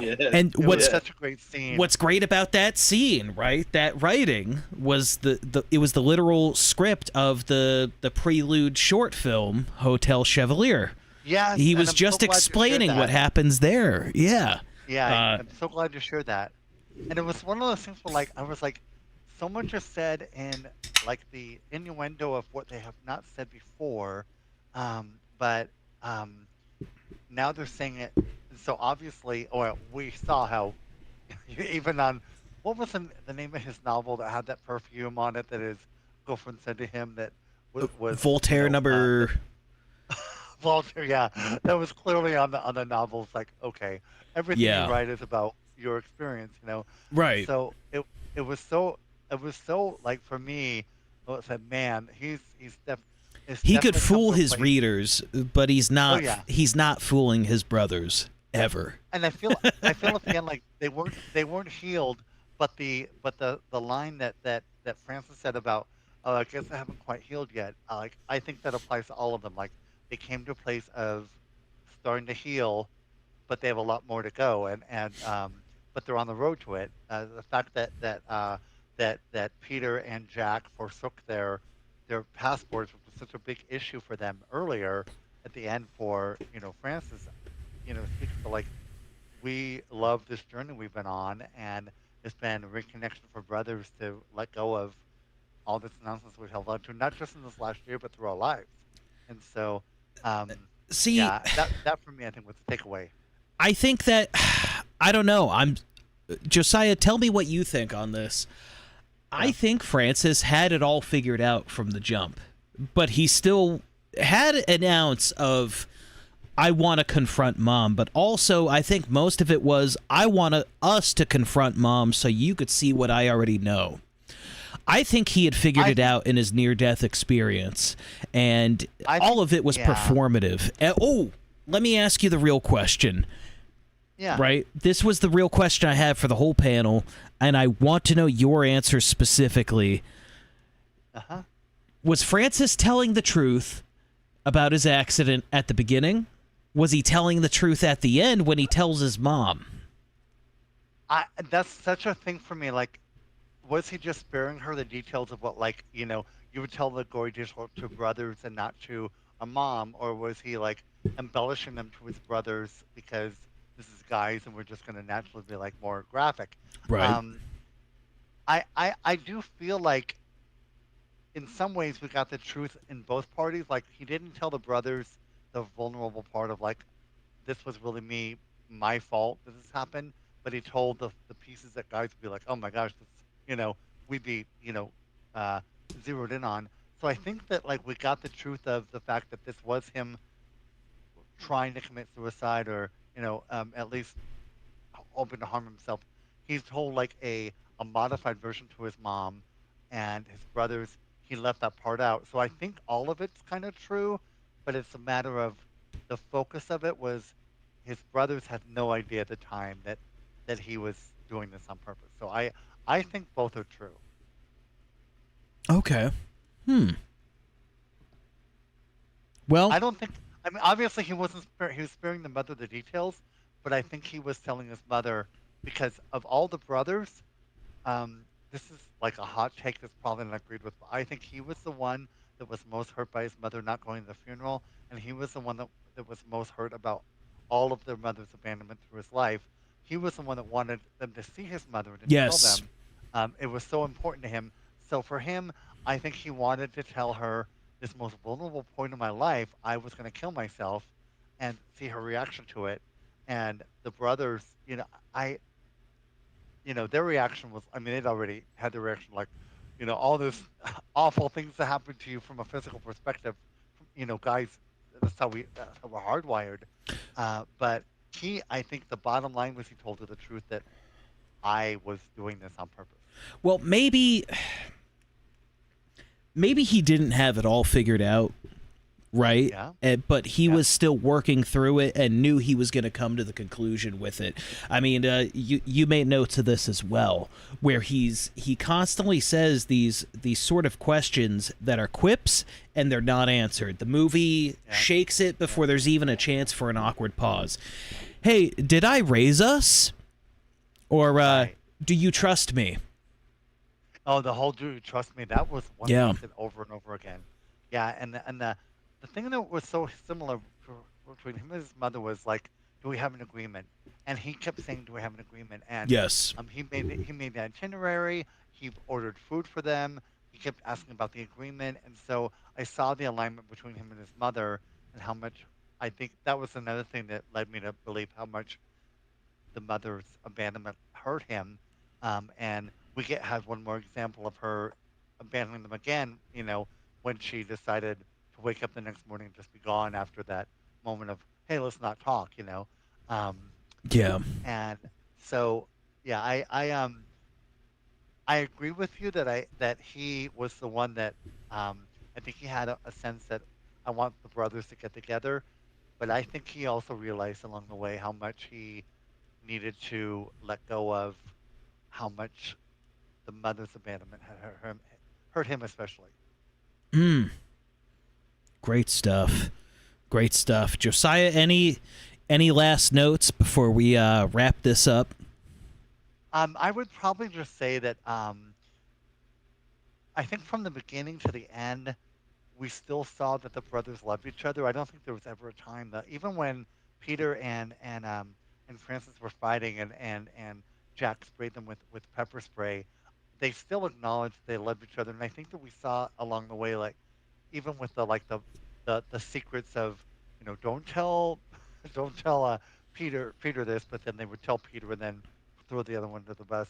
There was still this way in which they were brothers and they loved each other, and I loved the fact at the end that I think they realized how much they needed each other. So for me, that was kind of one of the takeaways of brotherhood just can't be forsaken. Excellent stuff. So Very good. to those remaining watching, and thank you again, Josiah, for jumping in. Of I course. hope everything's good with you and your life. Yep. For those of you still watching, join the movie club. Join the movie club. I post all of the movies.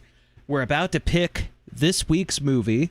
Excuse me. We're about to pick this boy. week's movie on the wheel. The Great Wheel is going to pick it for us, rather. And all of the movies are posted on the Telegram channel, t.me/Monday Night Movie Club. Or is it Movie Club Movies? Someone post the link, please. I forget the name of it. It's a title in progress. I'm pretty sure it's Monday Night Movie Club. Or is it Movie Club Movies? I don't remember. But yeah, and we'll also be streaming the movie, I don't know, tomorrow night, maybe? Cool. Whatever we pick. Huh?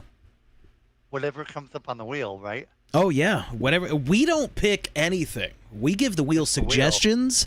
The Great Wheel will comes up. giveth a movie to us.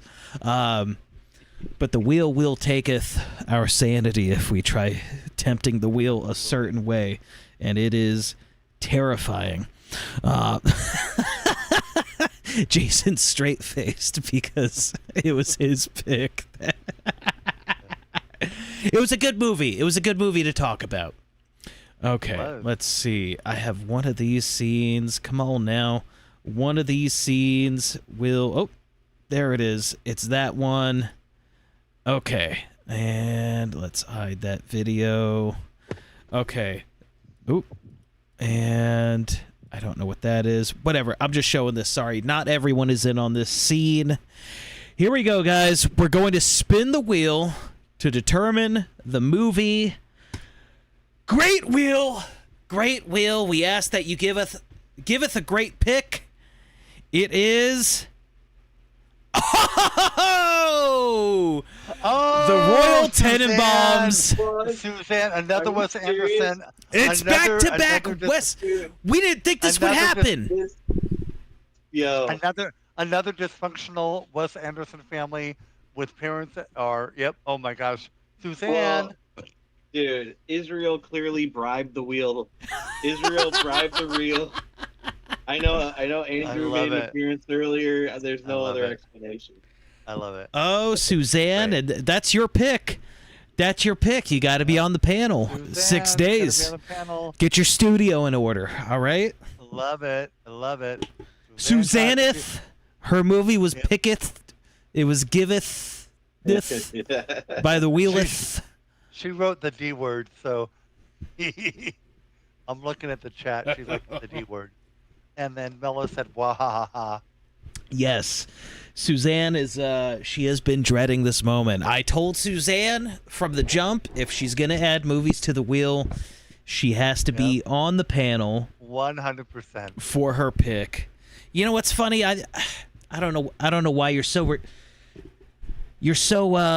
not resentful. You're so hesitant to be on the panel. Suzanne, everybody loves you. They want to hear from you. All right? That's right. You're one of the only funny women in existence, all right? We're going to get a Suzanne panel next week, guys. All right? The Royal Tenenbaums. When did that come out? Let's look this up.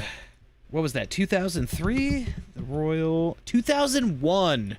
Starring Gene Hackman, Gwyneth Paltrow, Ben Stiller, Luke Wilson, and Angelica Houston. Bill Murray. It's got all the regulars of a Wes Anderson pick. I'm gonna be honest, haven't watched this one all the way through. This is one of few Wes Anderson movies I only caught snippets on cable TV, and I always tuned in on the scene where Luke Wilson's character attempts suicide. That's always where I tuned in on the movie. I'm like, oh, cool, no context on any of this, so I ended up just changing the channel. And we had Owen Wilson on this one, and Luke on the other one. We got Luke on this one. Yep. We got the younger of the Wilson, or is he? No, I think he's the younger is he one. older or younger? Is he younger? I couldn't remember. Let's settle this He's the right now. brown-haired one. Luke Wilson. He's younger? Okay. Okay, gotcha. Yeah. It's gonna be a good one. Next week, Suzanne, you better get ready. Suzanne, You better you're get ready. awesome. We love Suzanne. Suzanne's fantastic. She's gonna have a great analysis. She says great things about movies. We love it. I haven't heard it myself. They're fantastic. Where's Tony? Was Tony here earlier? Tony had something come up. He had to leave. Gotcha. Okay, but- gotcha. Did he Um, like the movie, or what was? No, his, he hated it. take on it? Okay. That's good. He We love hated that it for people any hate deeper stuff. meaning. He loved it at surface level, which is great too. Cool. That's great. We love it. It's great. Oh, Owen Wilson is in this movie as well, Suzanne. Okay. Well, we're going to see it. We're going to see the Wilsons together. How many Oh, movies are they in together? Yeah, that's a good question. Yeah. Yeah, interesting question. Let's go through closing the panel. Tony was here earlier. You can find him. Hello, listener. As if any of you don't know who he is. Hello, listener. He makes great music. And, yeah, follow him. Jason. Follow me on Instagram, JSN Shoal at Instagram. I drop movie takes. I drop art. That's pretty much what I do on there. So He's an artist. He made the channel logo. It's right here at the bottom. Over, well, Sebek's monkey is blocking it. Down there. Down there. And Sebek.